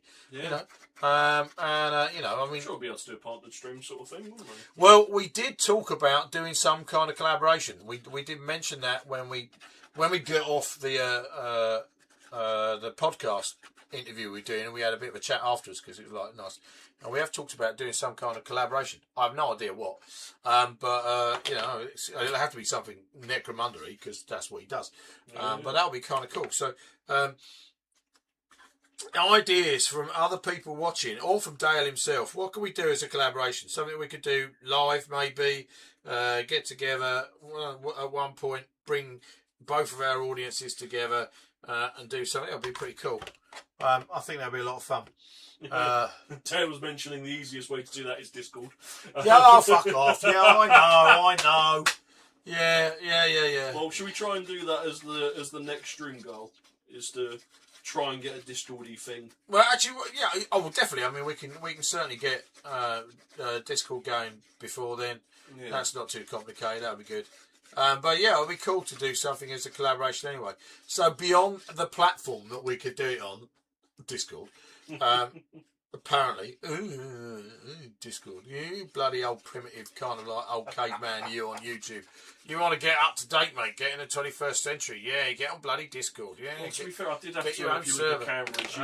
You were trying to use one of those old school flash ones. That's right. Yeah, and man. getting the negatives in between shots would have just taken too long. Absolutely, yeah, and everything was upside down as well, wasn't it? Which is kind of awkward. So, yeah, apart from getting onto Discord, what should we actually do as a collaboration? You know, I mean, it's like, obviously we can just get together and have a gas, but I mean, 2 old farts on different sides of the world, nobody's going to want to watch that. So, yeah, he said that what we can do is you can multi-stream it as well, so you can stream it to his channel and your channel at the same time. Yeah, banging. Yeah, we could do that. Yeah, and all over the place and take over the world. Sorry. I'll keep taking Roblox it. mentioning it's looking like a high-end, high-rise block. Well, yeah, I mean, it's going to be... I mean, the thing is I've got flipping loads of these, although Harry inconveniently has used 2 different companies, kind of like filament spools, and I need to make sure they're all the same, but, you know, because they all hold one up. But I think it's going to look kind of cool. Look, I'm getting there. It's kind of neat. So this one I'm going to put, like, a couple of room dividers in, and I need to make another big door coming into it somewhere, so they go around and then yeah, then I could have one that's completely open anyway. I just have balconies, which is kind of neat. That would work. Yeah. And then I wouldn't have to. I could just make round. That would be a right pain in the ass. But yeah, that's kind of. But yeah, that's kind of neat. And then Dale said, yeah. Now, if I cut the rim off, but I could have a walkway around the outside. That would be really good from a gaming point of view. And making, you know, having a kind of like. Be cool for Judge Dredd as well. Making it, yeah, and the playability, being able to use the terrain and actually, you know, have it for playability point of view. Now, so that's kind of good. And I now know that I'm going to. My biggest problem this evening is I'm going to run out of cereal boxes. Jim Bevinson. I always thought Discord is what happened when Greg's run out of the sausage rolls. Yeah, well, that's social Discord, mate. Yeah. Now I'm going to use these. I'm going to use some of this trim to go up the sides of this. It's going to look kind of cool. That'll make it sci-fi. That's what this stuff is for, after all. Well, which is good. Right. Okay. So what we're going? We're going to go first floor. We're going to make another. Oh, now I've got another set of these already. Look. Woo! Which I might have cut. This is my Blue Peter moment. Here's a pair I cut out previously. I'm not giving you a badge. Oh, go on. Should we introduce that as part of the stream? As Tim's sticker chart. Every time everything happens, that's going to be gold star. Yeah, that sounds like good fun, yeah. We do it almost like bullshit bingo sort of thing. Bullshit bingo?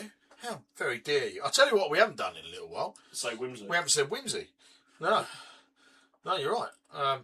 Which is, you know, there's some people who are really sober right now, and I think they're probably disappointed about that. Turn it off. Fuck. Right, good. You got off? Good. Right, so yeah, sorry about that. If you were planning to get drunk this evening watching this, I haven't been able to facilitate that. But, however, you know. Nick's asking we should all get Magrathea Builder World badges. Get little nerdy ones. Tickles me that people like Nick wear Magrathea shirts to places like Salute anyway. It's really funny. Yeah. And my mate Gordon, he's great. And Gary Guy. Yeah, there are people who rock up in them now. It's kind of like, yeah. Salute. There should be a few little freebies at the stall. Oh yeah. Yeah. What are you planning on doing? So between a couple, the current kind of rough idea is keychains with keychains. Yes, with Magrathea wrote on it. Nice, cool. Yeah. Printed ones. Laser cut. Laser cut, of course. Yeah, that's another thing. Harry and Gary, they got all the toys. Got a laser cutter as well. Yes. Oh, yeah, nice. Yeah, it's and then possibly also like MDF kind of like token things that have got your QR code on them. Oh yeah, burnt. What nice, yeah, snazzy now. Because I like the 3D printed ones we done last year, but because of the nature of it, we couldn't get as many as I kind of wanted done. Yep. So we had to be a little bit sparing with how they're giving them away. Okay. But if I get the laser cutter working, efficiently enough, I should be able to get. Did I ping bits of plastic at you last time? You did. Oh Jesus! Fucking hell! Did you someone wearing glasses? Did we get the sound effects there? Is it pinged off tripods? No, I wasn't as good though. Yeah, Tim, do you know why that wasn't the tripod? It hit that. Oh, that lamp. It hit the lamp next to my head, yes. Oh, fuck off, you big lamp. Right now. Jim Bevington's suggesting stickers. To be fair, you've got all the different Magratheas from the years. All the Magrathea, the different t-shirts. We have sets. Yeah. I've got Scout as a sticker maker. Yeah? Yeah. I did not know that. Yeah. Scout's still online. Scout, you still here? You still watching, Scout?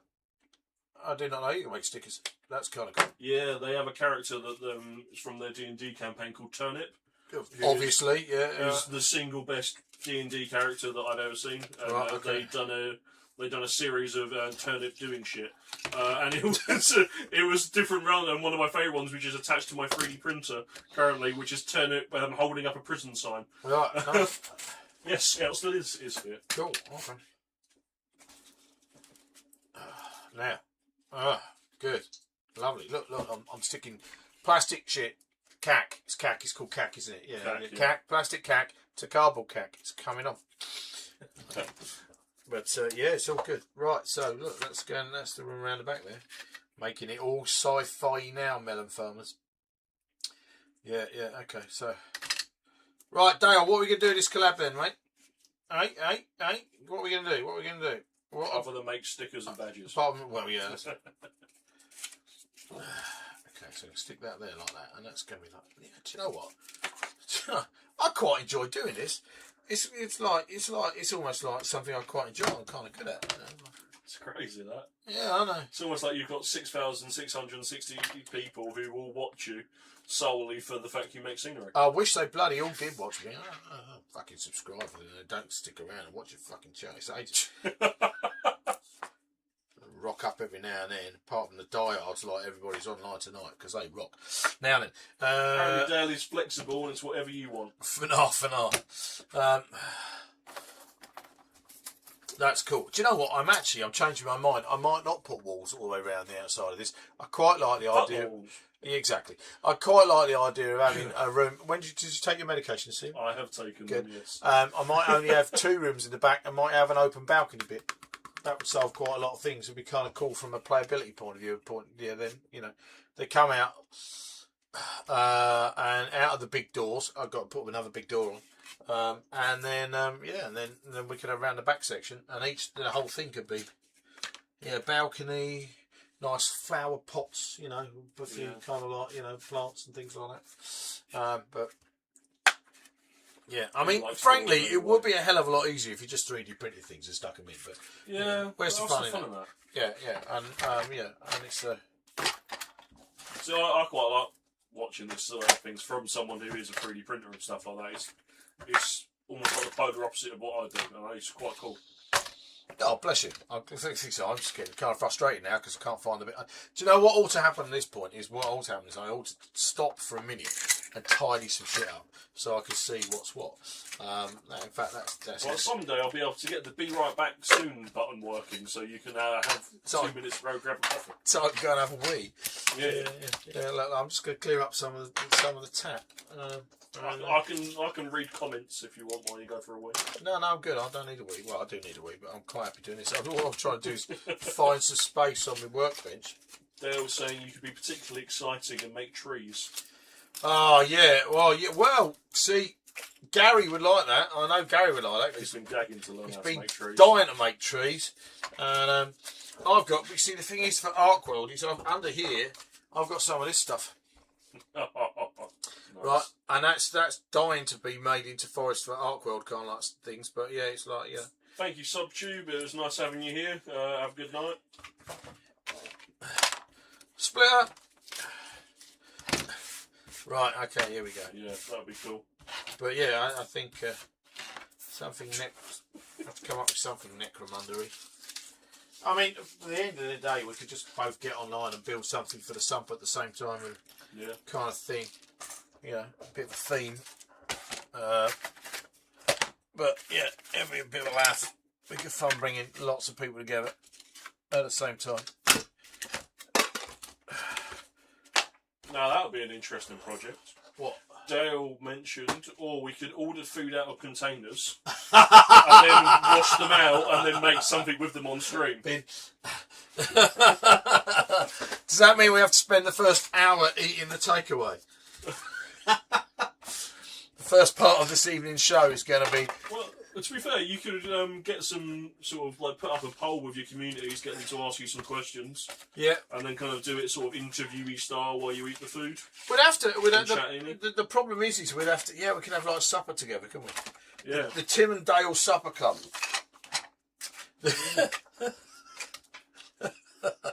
I mean, to be fair, at that point, don't you just call it Meals on Wheels? Well, hey, fucking watch it. Yeah.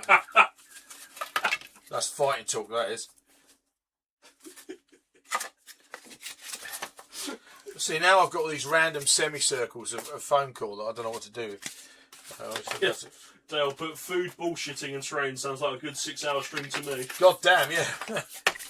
all day, long into the night. Dad mentioned that would be more profiteroles. Oh, yeah.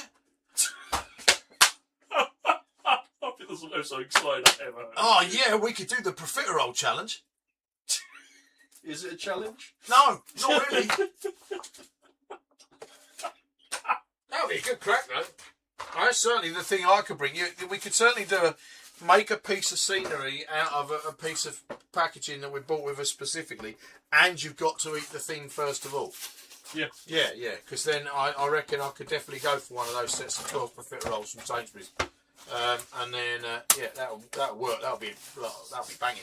We could do that. Yeah, Dale, I think his weapon of choice would be Chinese. Chinese. Yeah, but see, I think that's because your Chinese gets delivered in more interesting packaging than our Chinese does.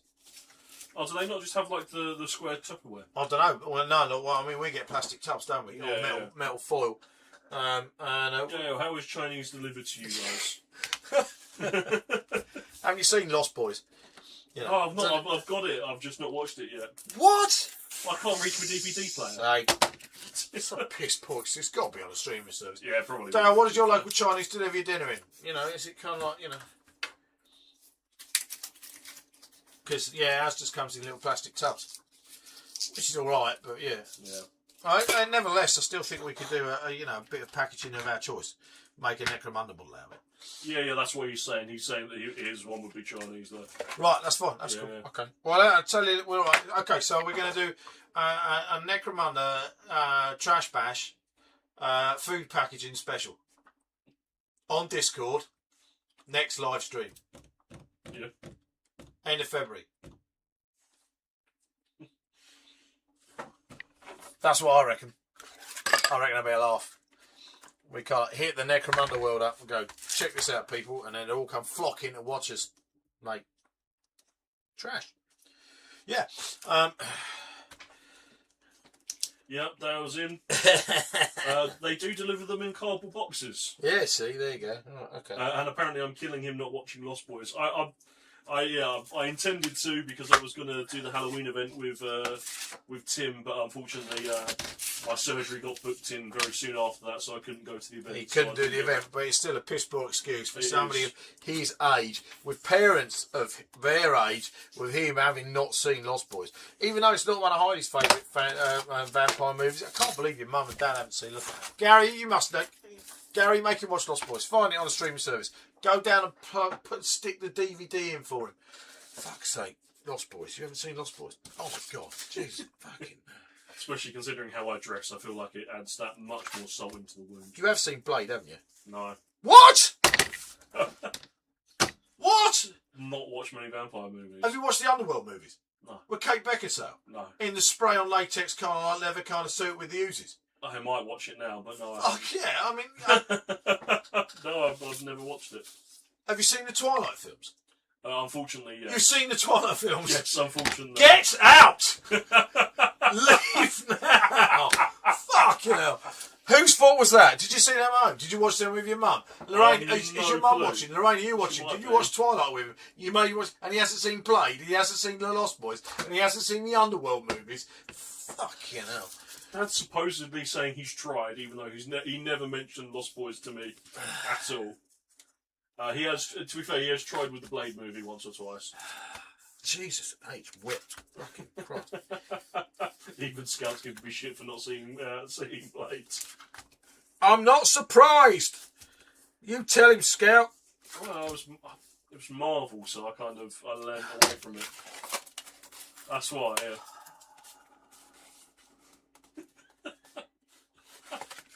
Can you register the disappointment on my face right now? Can you? Can you see it?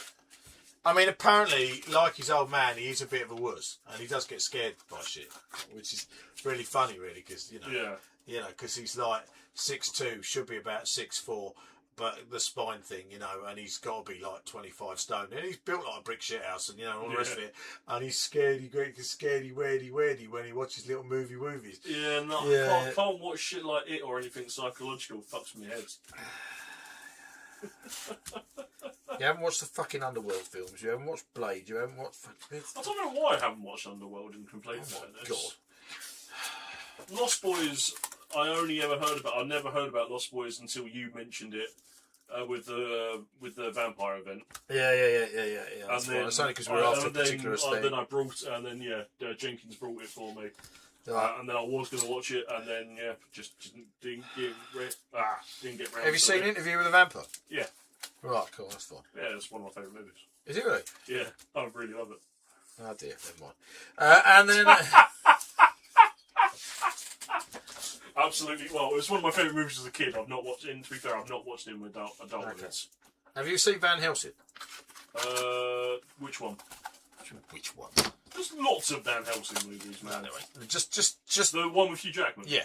Yeah, one I've watched it about 8 times, and I watched it with you while we were on holiday. Good, I was just checking. Right, that's fine. You know, 'cause, Yeah. I mean that Once is again, it was also one of my favourite movies as a kid. that is also a shit vampire as well. Frankly, Yeah. I mean I love Van Helsing movie, but Yeah, the Dracula in that gets right on my tit. He's not a very good vampire. No, to be it's fair. just not kind of like it's nothing that but Yeah, no. As a kid, to be fair, it does make sense that I would have watched Underworld because my kind of main movies as a kid was also League of Extraordinary Gentlemen. yeah. That was my favourite movie as a kid. I love League of Extraordinary Gentlemen.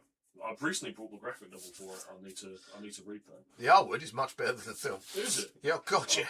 Cool. Yeah. I mean, the facts in the end is they had to invent a whole bunch of stuff for League of Extraordinary Gentlemen just to kind of like make sure that people kind of like watched it around the world. I mean, no offense, Dale, and anybody else watching from America, but you know the fucking Tom Sawyer character, he doesn't belong there at all. He can fuck right off. It's but yeah, it's a brilliant comic. It's that kind of thing that's.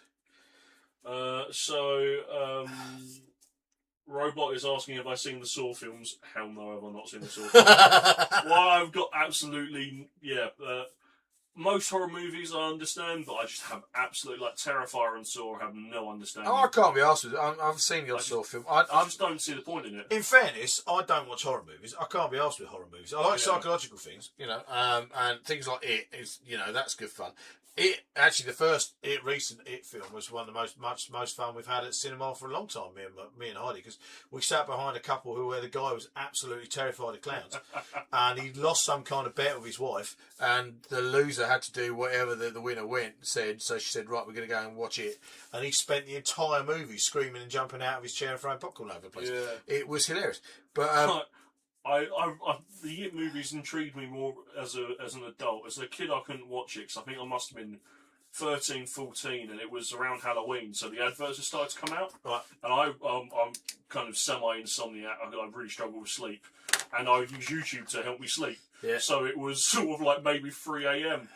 Pitch black in my room, and then the It trailer came on while I was half asleep. I kind of woke up to It. That was an interesting experience. Yeah. See, I mean, I'm not a massive horror movie fan. Heidi's a massive horror movie fan. I've realised recently that I do have a like for slashers. Yeah. See, I get bored really quickly with slasher movies. Oh, do you? So I mean, I've sat through most of the Jason movies, and after a while, they're just all the fucking same. Michael Myers is a little bit more fun. Freddy Krueger. Nightmare on Elm Street's when they were coming, in the 80s, they were, they were cool. But Scream movies when Scream 1 came out, that was brilliant because it was like a pastiche of all the other slasher films. But I've never been a big horror movie fan, really. I really like the Alien franchise. Yeah, but I mean that's that's kind of like psychological and more of a thriller. And I like the fact that the Alien movies. What I liked about them, certainly the first two. Was the sequel Aliens was nothing like Alien. Yeah. So they weren't trying to make the same film to us. Yeah, I'm on 3 and I need to watch 4 as my next. So it's and then that's but even then I've not watched Lost Boys. Even then they became a bit derivative, because we've got people. John Carpenter's. Dick was saying John Carpenter's The Thing is probably the scariest movie he's ever seen. Thing, yeah, it's cool, good film, yeah. Is that the one where they wake up the creature in the ice? Yeah, it's a Christmas movie, yeah. Yeah. To be honest, that's one of the ones on my list I'm intrigued to watch. Yeah. Dave was afraid to ask me, have I seen The Shining? I have not seen The Shining, no.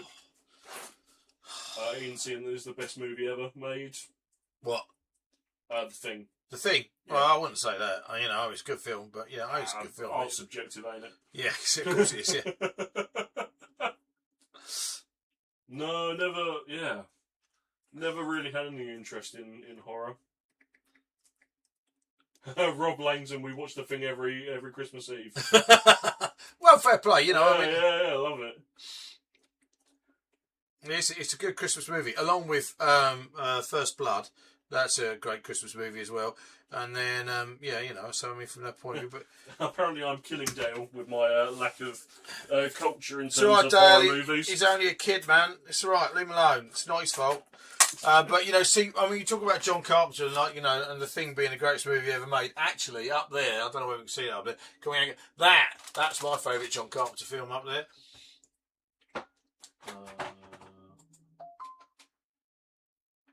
If you angle the light down Hang on, slightly. wait a minute. I'll turn it off. Right. Yeah, turn the light off. Can you see that up there? Can you see the poster up there? Yeah. Right up there. Big Trouble in Little China. That's my favourite John Carpenter film. That's absolutely brilliant. You've seen Big Trouble in Little China? I have not. Oh, God, no! Fucking hell. Right, you got to see Big Trouble in Little China. You just need to see Big Trouble in Little China. It's just such an amazing movie. No, I've not seen Dusk Till Dawn. What? That's a proper vampire film as well, yeah. Oh, See, my movie background is very weird. it's quite poor. That's eclectic. what it is. Yeah. It's lacking. It's poor, and I mainly blame your dad because he's a wuss as well. Yeah. Yeah. You know, yeah. Chucky's the next move in terms of slashers. Is one of the ones I'm intrigued about watching. Chucky next. God, fucking hell. Charles Play's good. Yeah, it's good. Yeah. That's silly. Good fun. You know, and of course, he's voiced by Greenwood Wormtongue. So from that point of view, Oh, cool. yeah, you know. So, Yeah, piss off now. No, next streamer has to have a TV playing these movies for him. No. oh, we can do that. That'll be all right. Yeah, we can do Big Trouble in Little China. That's not scary We at all. can do some of them. But yeah, I'm currently being weaned off of quite an extreme painkiller from after my surgery, so I'm not watching anything that's going to screw with my psychology. It sounds like a bullshit excuse. to me. Mate, I'm already getting hallucinations. I don't need these hallucinations getting more colourful. This sounds like a bullshit excuse to me. I'm now making more little phone call bits to make this new wall section here like that, and we're doing really well. So I'm going to use some of me semicircles as well. Otherwise, I'm going to end up with loads of semicircles, not doing anything with. Dale's now asking for Escape from New York. Oh yeah, well also John Carpenter, absolute classic. Also not heard of it. What? He hasn't even heard of Escape from New York or Escape from LA. Come to that, I should imagine. Oh man. G4T2, sorry. Good evening, sir. What are we creating this eve? What fucking time to call this turning up? About 23 past 10. 23 minutes past 10. Yeah. Why do we call this? What am I making this evening? Thanks for joining me. I am using 3D printer spools to make some sci-fi scenery. And although I know you can get perfectly good 3D printed modules that you can stick in these kind of things, I'm doing it the old-fashioned way. So look, I've made the lower floor. This is kind of cool. So it's I've done this one downstairs. So this is open at the front. So I can have kind of like shop front on it or whatever, kind of like marketplace. And then I've lost the back bit. Well, I kind of lost it. Here we go. So this is the back section that goes in the back room like that, which is kind of cool. And then I'm putting on top of that, then that's going, that kind of works. That's nice. And then this, I'm now working on this floor, which goes on top, which is going to have another room or pair of rooms there. And then I'm using some food packaging, a potato tortilla. Just going to go to the top like that, and then it's going to have stuff on the top of that. And I thought I was doing quite well, and I got quite a long way with it, and then I got sidetracked with Harry's complete lack of cinematographic kind of like cinematic experience, and the fact that he hasn't watched any John Carpenter films by the sounds of things. I don't think I have. No. God, yeah. Oh, God. Yeah. I mean, John Carpenter is very, very important. Amazing director, and also the absolute king of making synthesizer-based soundtracks. He makes all the music for his own movies as well. And, you know, in fairness, that hasn't necessarily dated very well. But I think Ian242's asked an interesting question. Has he seen The Exorcist? I haven't seen The Shining. Why would I have seen The Exorcist? Pussy. There's no way in hell you could get me to watch The Exorcist. Although the funny thing is nowadays is the fact that I don't mean although that not that you're into that kind of thing, but it's amazing how you kind of like kids nowadays see things like The Exorcist and don't understand why they were so damn scary when they came out. When The Exorcist, I had a little bit of that with Alien. because those movies, when so much has happened since, special effects wise and scariness wise and gratuitous violence wise, and the Saw movies and all those kind of things have got to the point where there's nothing left to the imagination anymore, and things like The Exorcist were absolutely terrifying, as was The Birds. And then things like the Omen movies. Bet you haven't seen the Omen movies, have you? Jesus Christ. Jim Bevington's asked, have you seen The Lord of the Rings? Which versions? If so, yes. Yeah, in fact, the only thing we haven't done, I've regretted that I haven't been to see Fellowship in the cinema recently, but I'm hoping they're going to re-release it at Christmas for the 25th anniversary. I want to go and see the theatrical version of that. And when Heidi, by the way, just so you know, when Heidi and Freya are going to Disneyland Paris for a few cheeky days in the autumn, and when they do that, Ethan, that's Freya's fiance, and I, and anybody else who is interested, are booking the days off. So we're going to have a Lord of the Rings marathon here. So we're going to actually start The Hobbit and just watch all 6 movies, and then after we've done that, we'll probably hit something else. So if you want to come and do that with us, that'd be cool. But yeah, it's No, I've watched all the theatrical versions quite a few times.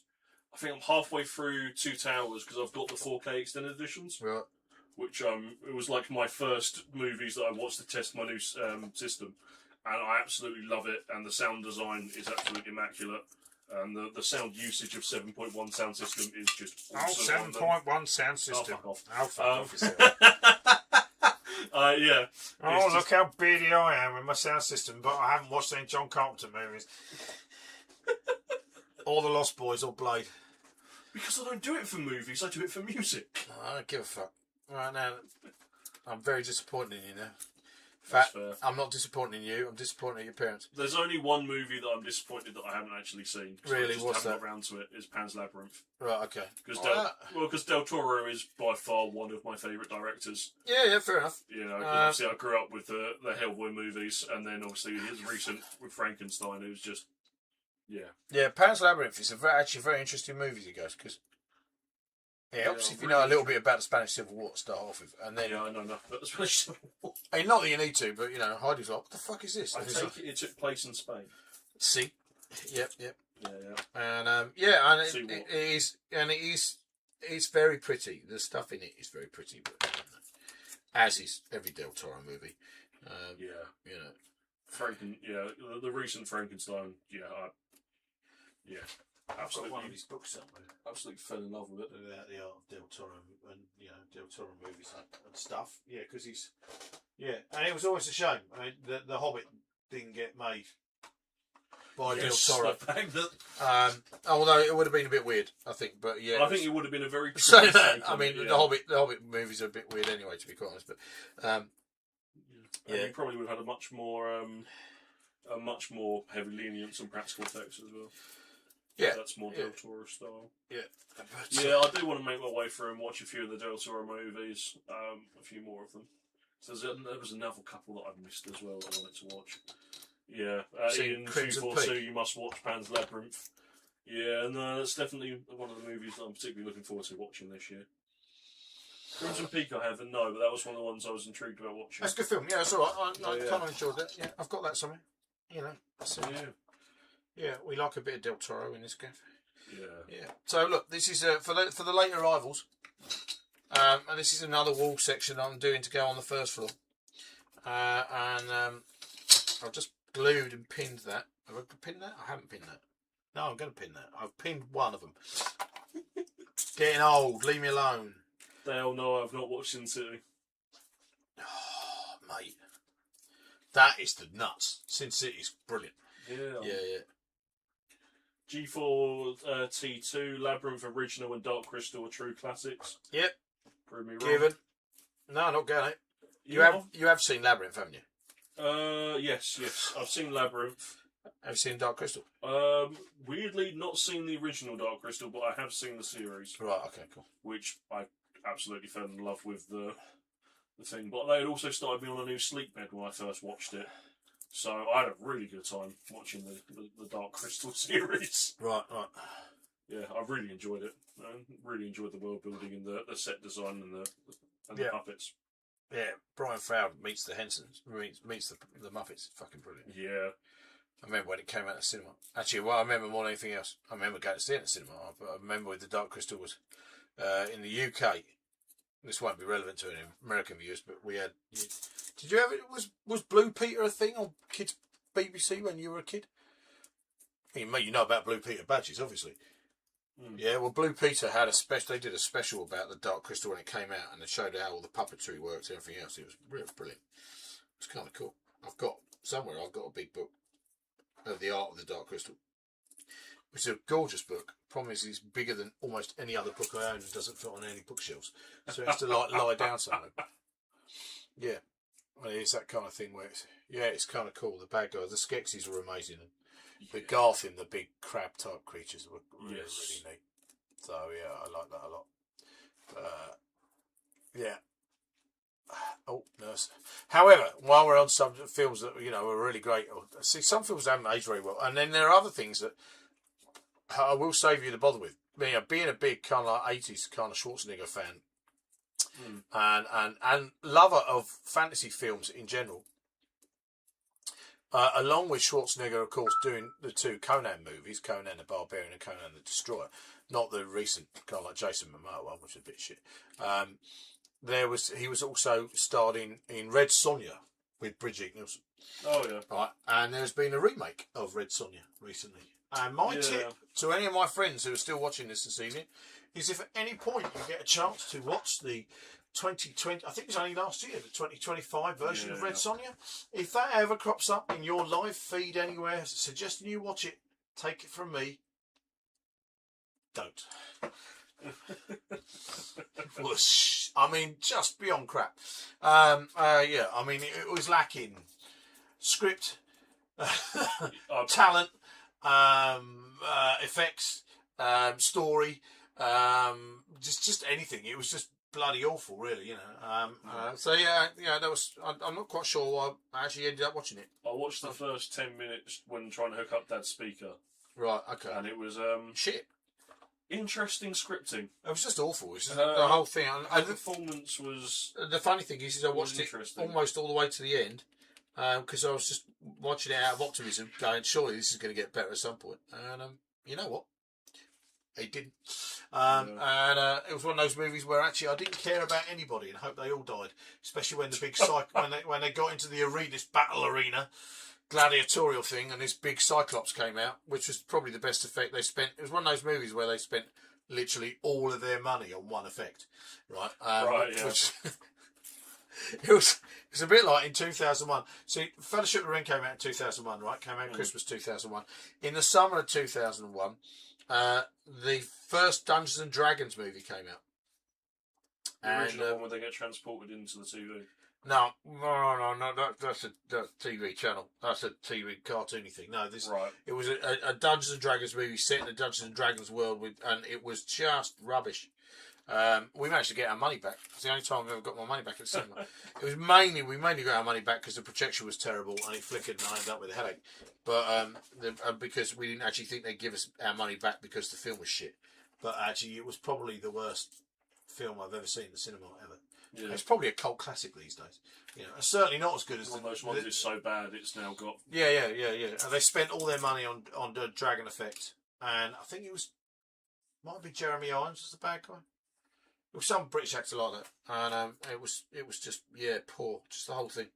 I mean, the last Dungeons and Dragons. Did you see the recent Dungeons and Dragons? Yeah. What did you think of that? Good as a fantasy movie. Yeah, I thought it was quite good fun. Yeah. I love the fact. Of course, the nerdiest bit of it was the fact that when in the big kind of. I mean, the one thing I liked about it was the fact there were D&D things in it. Like beholders and gelatinous cubes and all that kind of thing. Classic D&D beasties.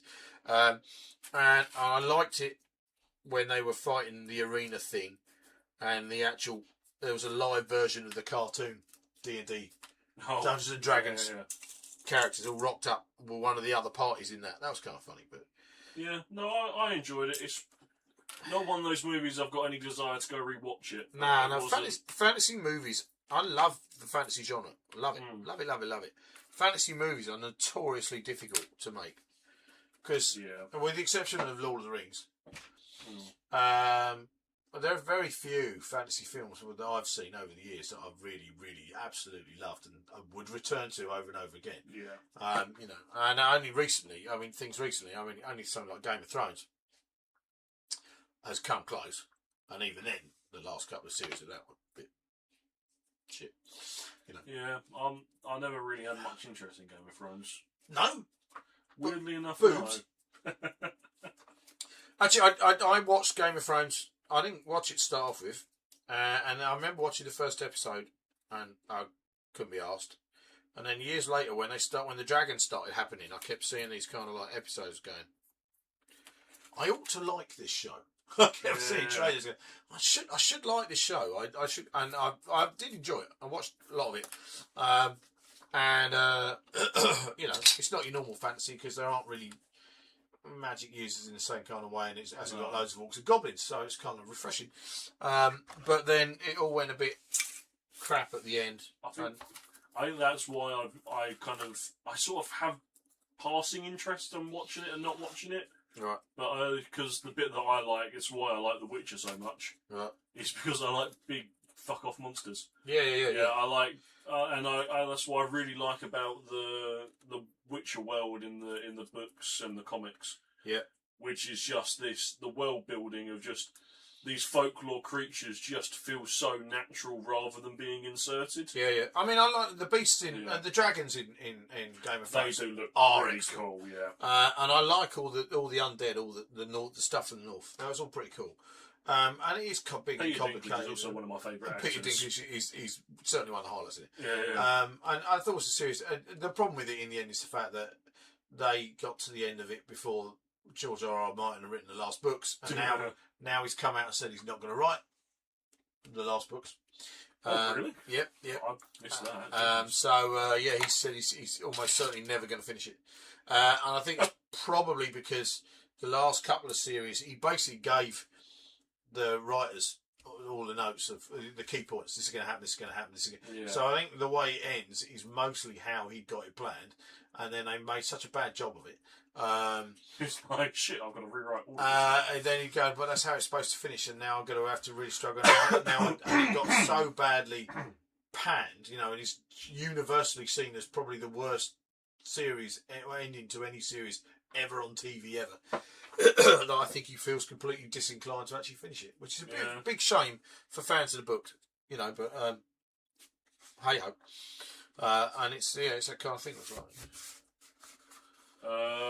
Jim Bennington's asked who remembered the Beastmaster series or films. Yeah, Beastmaster was another yeah. I mean all of those. There was a movie called Hawk the Slayer.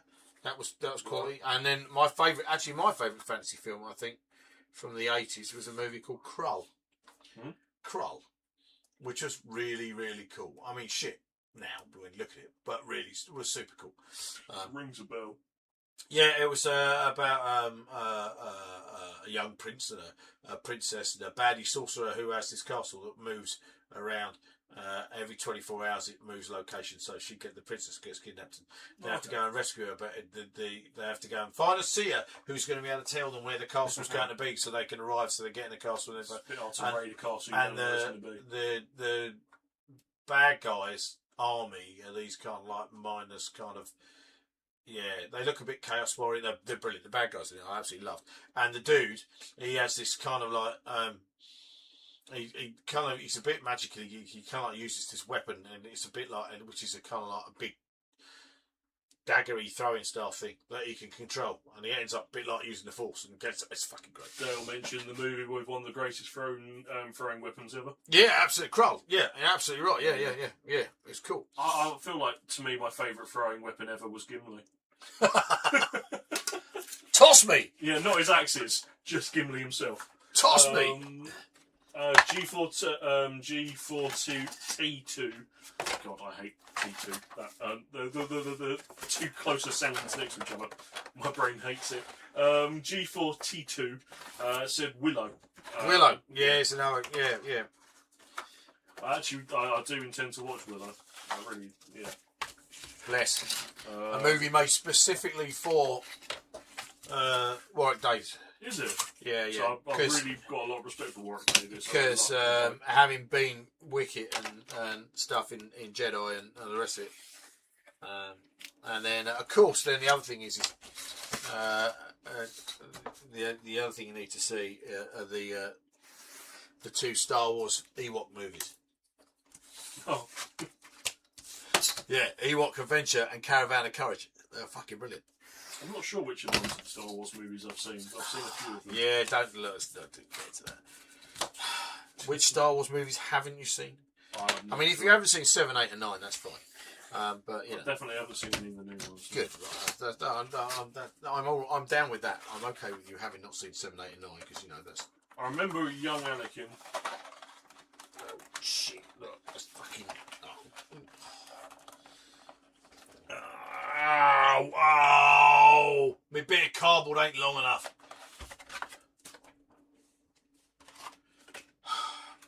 It was going really well. I got my wall section done, look, and now my bit of cardboard ain't bloody long enough to go one end to the other. Oh, how frustrating is that? But it is long enough. What? But it is long enough. Okay. Right. Don't you need an extra 5 mil at the end, you said earlier? And I do, yeah, but even so, look. I mean, it is almost completely right and fine. Maybe I should have put the walls in first. Oops, cocked it up. Must be getting tired. What is the time? Coming up 11 o'clock. Coming up 11 o'clock? Jesus, that's 3.5 hours. Yeah, 10:41. 10:41. Well, that's not coming up 11 o'clock, is it? I mean, that's fucking another 20 minutes yet. Okay, well, I'm going to get this wall done, and then I might have to kind of like consider going to bed because it's kind of like, I've got to get up and go to work in the morning. Some of your other Salax must do as well. Pop Gary, because he's retired now. He doesn't have to get up and go fucking work. Nick with another, I'm assuming a controversial opinion. There are only 3 Star Wars movies and they don't have any numbers. Well, you say that, but by the time Empire Strikes Back came out, he made them 4, 5 and 6.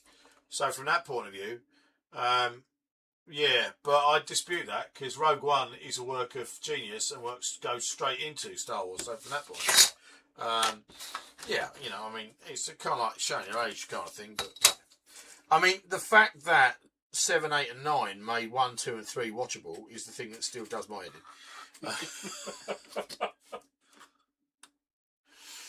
But yeah, otherwise, I even like Solo. In fact, I do like Solo and Star Wars Story quite a lot.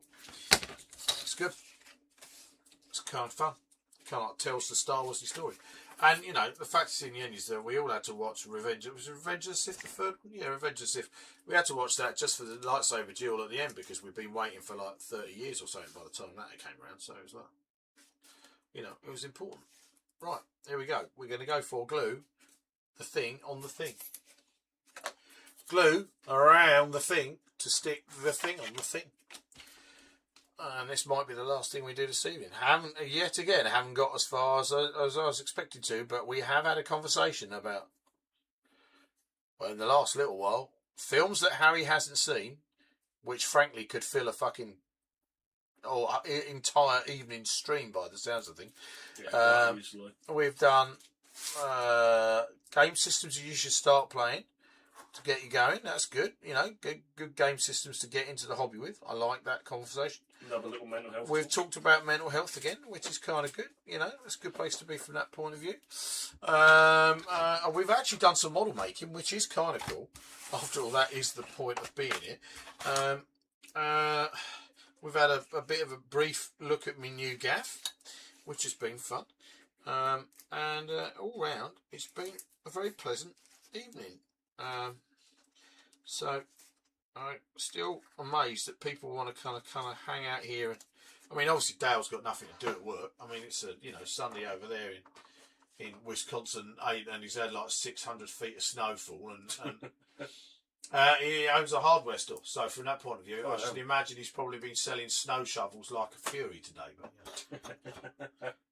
But, Heidi's mentioned that Chewie obviously being the star of the show today. yeah, that's always the way. The dog just rocks up and steals the bloody show. That's about right. I'm used to that now. Here's me, massive ego, gets crushed every time a dog appears. But I like the fact that people kind of like watch and are interested in my dogs. It's good fun. Actually, it's been one of those weird things. I never meant that to be a thing on this channel. But, the pups came along soon after I started the channel. And pup dates.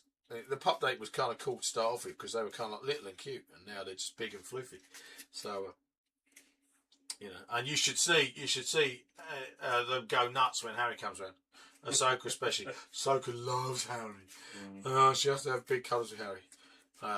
Harry's one of the only people Ahsoka's allowed to charge at full speed because she is like you said, heavier than a black bear. So from that point of view, she is our black bear and she does hit really hard. But yeah, it's all cool. So look, there's me wall going together. I've got to say I'm very pleased with this new camera. I mean, I say I'm very pleased with this new camera, but I haven't actually seen any of it on the screen. If you just quickly bring that up to the camera, so you can have a look at the autofocus on that. That is pretty wicked. Yeah. But you can almost get the bloody you can get the script in. Can you read the small print on the Kellogg's box? Look, although it's a little bit higher. It's in Arabic. I think that's Arabic. Yeah. So that's kind of cool. But that's really nifty. Yeah, it's a really good camera. So that's kind of cool. It's been interesting, a really interesting exercise the last 4 months, doing this once a month, improving the kit month on month, and this last 2 months actually getting to the point where we were kind of live when we were supposed to go live. And of course the trick will be when we finish in a little while, we'll be turning it off and actually turning it all off at the same time rather than just turning off the picture and carrying on having a conversation afterwards like we did last time. I've figured out where the mute button is. Good, excellent. Oh, that's always a good place. So look, there's my roof. It's not a roof, is it? It's a wall. I've been hovering over it as well, just in case my Tourette's got too bad at any point. There's a wall there. I'm going to stick that in like that. Check that out, Mum. Ian 242. Think how confused us kids were watching New Hope in the cinema when it came out, as it started at number 4. Yeah. So I mean, the very original release of it didn't. I think in America it came out as just Star Wars. But I even think by the time it got to us here at Christmas, because it didn't come out in the UK until Christmas 1977. So I was 6 when Star Wars came out. And Dale was 6 when Star Wars came out. Dale's like 6 weeks younger than me. I think we got that far. Yeah. So he's but he probably saw Star Wars before I did because it came out in America in the summer of 1977. It didn't come out in the UK until December in 1977. But yeah, and I'm pretty sure even by the time it got to us, it become episode 4. I don't think it originally was, but yeah, I mean that was an absolute piece of genius calling it episode 4 and then going 5 and 6. I'm sure by the time Empire came out, Empire was actually episode 5. So yeah, that's alright. I like that. Look at that. Oh, that's stuck on that. Quite cool. That's kind of cool. It's good. I'm going to leave that in there so it stays and takes that shape properly. I need to put walls in there and I need to make another door. Right, lift door. Go. Here we are. There we are. Lift door. Lift door for those who arrive late now. That's going to go in there like that. I'm going to do the same thing as I did last time. Which is, what did I do last time? Cut out.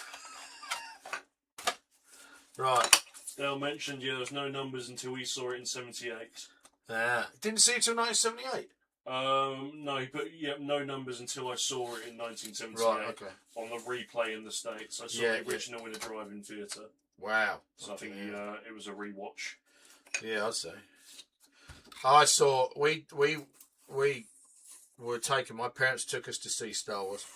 Actually, one of my early memories. Because when people say, oh, what do you remember? And people can't remember things when they were 2 or 3. They really don't. They're like given memories to them. But I actually remember going to see Star Wars And the thing I remember about going to see Star Wars is that we cried all the way, me and my brother. Oh. Because my parents were, it was back in the 70s, and my parents weren't much into us watching TV. We didn't watch a lot of TV. God, we were never allowed to watch TV on the weekend. Always had to be out doing something. And my brother and I were watching Scooby-Doo. And when my parents came in and told us that we had to stop watching Scooby-Doo and we were going out somewhere, and they didn't tell us where we were going. And we lived in Basildon, and we went to the cinema in Southend, which is no longer there. And so it's about, well, back in those days, it was probably a half an hour drive or more to Southend, and we cried all the way, apparently. And then stopped crying when we drove past the cinema where there was this fucking massive queue for Star Wars, and it became obvious we were going to go see Star Wars, and we kind of like bucked up at that point and stopped crying. But up to that point, we cried all the way at Star Wars. And it's kind of weird now. I mean, right, there have been 7 other Star Wars movies, 8 other Star Wars big movies since that came out, but it's hard to kind of explain the cultural impact. Yeah. At the time, Star Wars had. I mean, it's not difficult to understand the cultural impact of Star Wars because you can see it now all over the place. You can walk, you can walk in my living room and see the cultural impact of Star Wars because of the Star Wars helmets that I've got, in our living room. Oh, it's only a handful. It is, yeah, exactly. In fact, I started a Star Wars project today. Another Magrathea Build of the World's video that's going to be coming soon is going to be my living room project, which is Heidi's into droids. She collects droids. We've got several droids, mainly from Galaxy's Edge, and then other droids. And I'm building, and Babu Frick, who's a little character who the one that goes with your bounty hunter. Exactly, yeah. And Babu Frick he looks after droids and shit. And I'm building a thing to display all our droids and kind of, you'll see it in there. So at the minute it's just plywood. I made the plywood frame today. I've got to still mod your Heidi's MSE droid. Yeah. But so I'm making a place to put droids, which is going to be another Magrathea video, which is just going to be a kind of like, which is going to happen while I'm doing the Road to Sloop, because I've started it now, so I need to get it done. And I can't believe Heidi's letting me do this bloody great big thing in the living room. Just Space Dock, for decades I dated events in my life relevant to 1977 thanks to Star Wars. It had that much of an effect on me. Shame Disney destroyed it. Disney didn't destroy Star Wars, Nick. Come on. They didn't. I mean, other people did. And loads of Star Wars they have produced has been really excellent. The Star Wars cartoons have been brilliant. Although people have to get over the fact that they start their cartoons because they have the kids. Rogue One was ace. Andor is probably the best bit of TV that's been made in decades for anything. The Obi-Wan fight between him and Darth Vader in Obi-Wan series is fucking amazing. That bit at the end of Rogue One where Darth Vader steps in through it steps into the ship, carves all those rebel troops up. It's like, oh my god, that's Darth Vader being Darth Vader. Yeah, I mean they have done a few sucky things, and 7, 8, and 9 were an absolute dog's dinner. I'm not denying that for one minute. But they've done some really cool shit, and then they also made The Acolyte, which was terrible. But hit and miss, it is what it is. But it is funny because I mean a lot of people, not necessarily Nick, but a lot of people get onto Disney and moan about Disney ruining Star Wars because all they did was they did it just to make money and sell toys. It was one of my favourite things that cracks me up because it's a case of going, well, that's exactly what Star Wars has always been. Yeah. Star Wars has always been about selling toys. George Lucas was an absolute goddamn genius when it came to that, and he basically reinvented the idea of merchandising, which was a thing that Walt Disney invented anyway. Disney have always been amazing at doing that.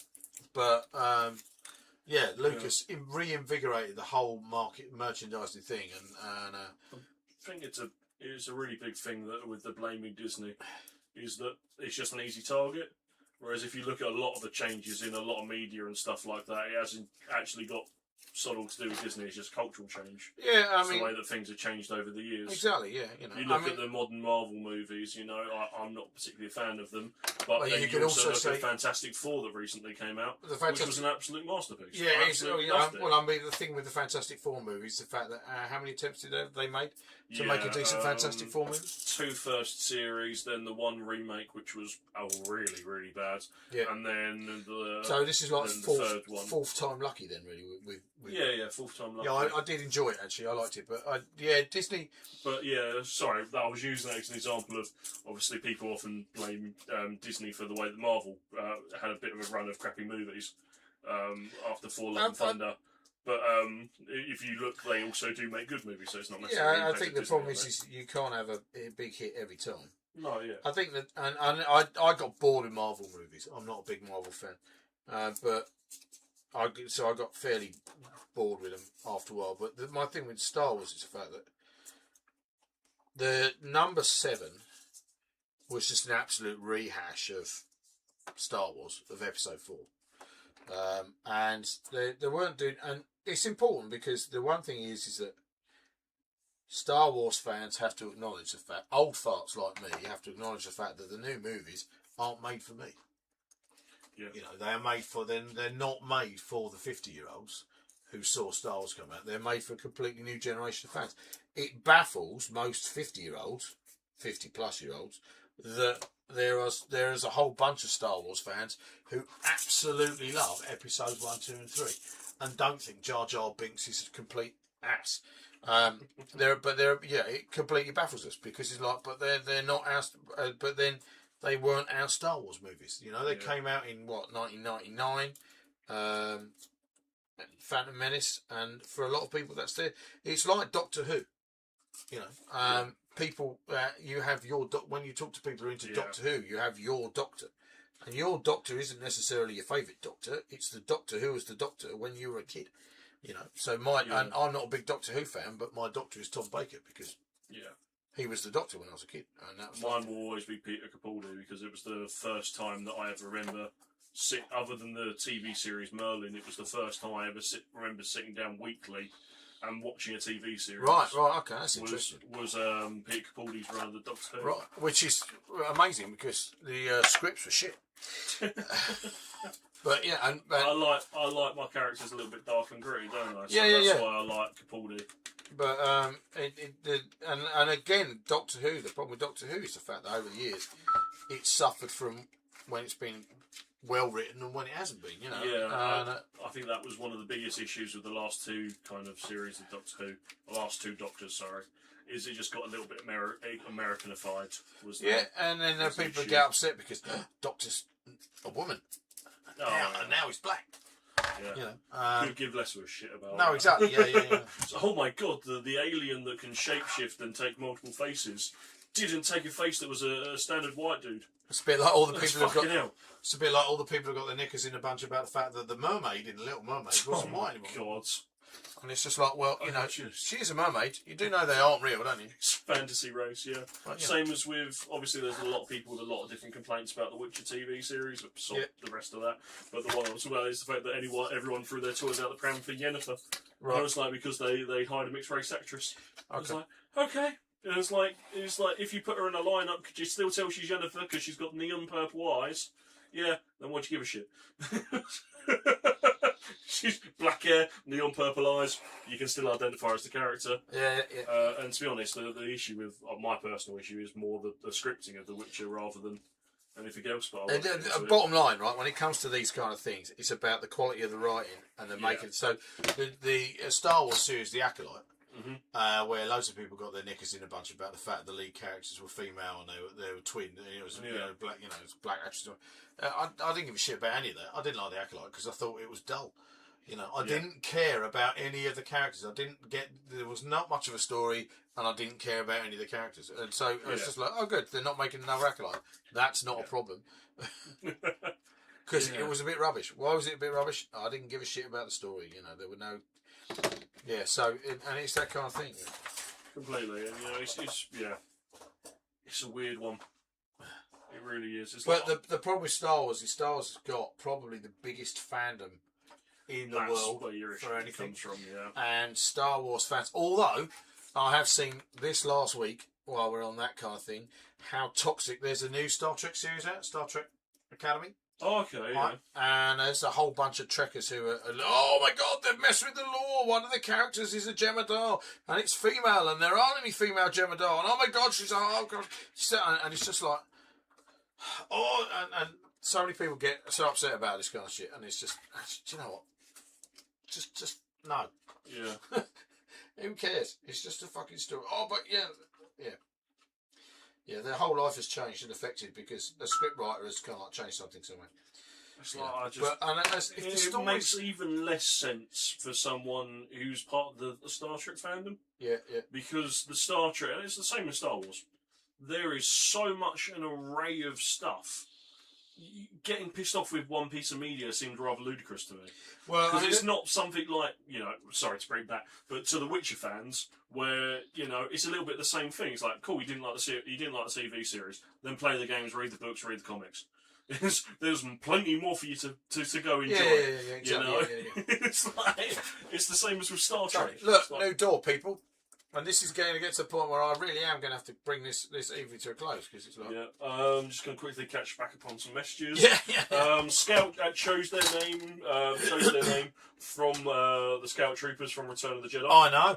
Yeah. I've I've got a Shadow Scout to make. Did you know that? Very cool. Yeah, we've got all the kit to make a black Scout Trooper. Scout put a very, very good point. No one hates Star Wars like Star Wars fans. Oh, it's a whole yeah. different level. God, yeah, absolutely. Yeah. A lot of people complimenting Tom Baker as a Doctor. Guess that's how old we all are. I would like to watch some of the old Who, to be honest. I've been making my way through all the new Who. New Who. Yeah. The thing about Doctor Who is the fact that, of course, the effects and everything else don't stand up at all.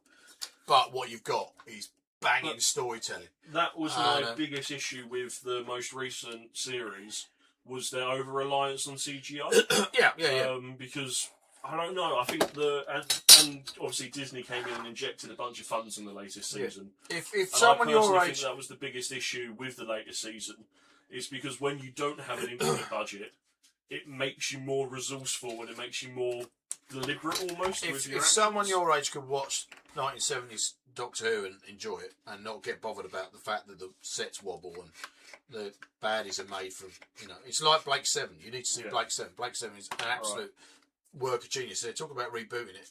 And the important thing about Blake 7 was it was great storytelling. That was what was cool about Doctor Who. They told really cool stories and you were really bothered about the characters.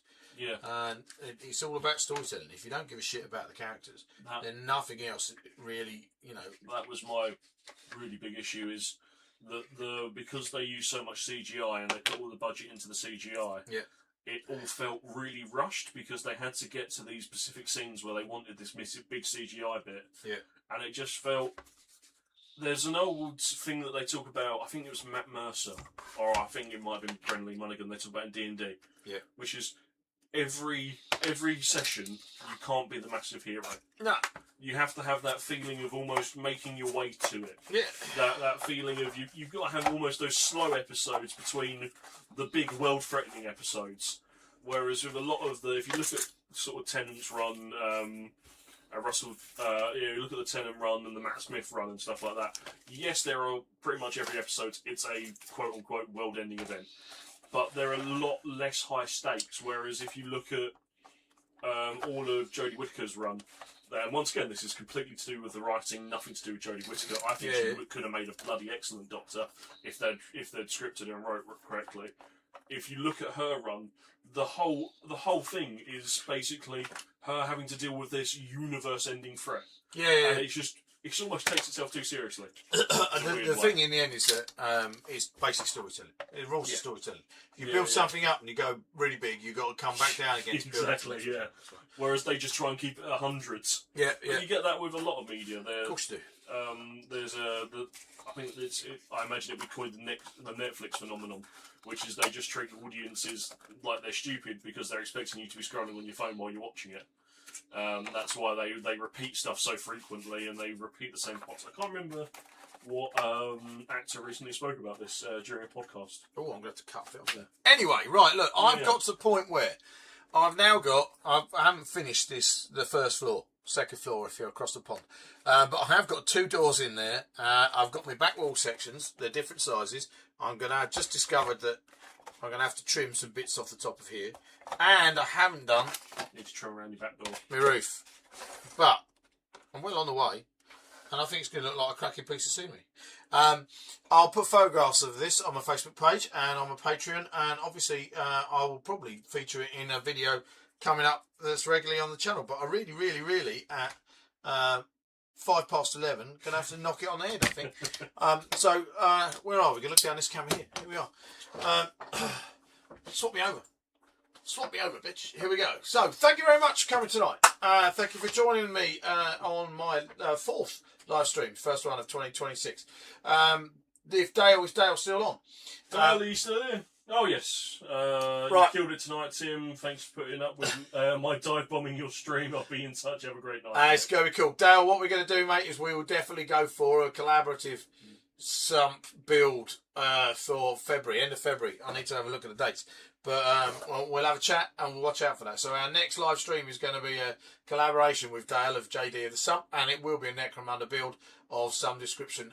Going to be a trash bash, which means I get to eat some fit rolls. So look, everybody who's watching and still been online tonight, thank you very much for watching this evening. I had a great time. Thank you very much for coming and playing this evening, Harry, helping me out and making it all work. It's worked really well. I really like my new venue, my new room, which is really cool in here. I'm very happy with that, and I'm well on the way to getting another model done. So this is really cool. Thank you very much for joining me tonight on Magrathea Build a World. I will see you, well, very soon actually, because we're going to be now on the road to Salute 53. Thank you very much.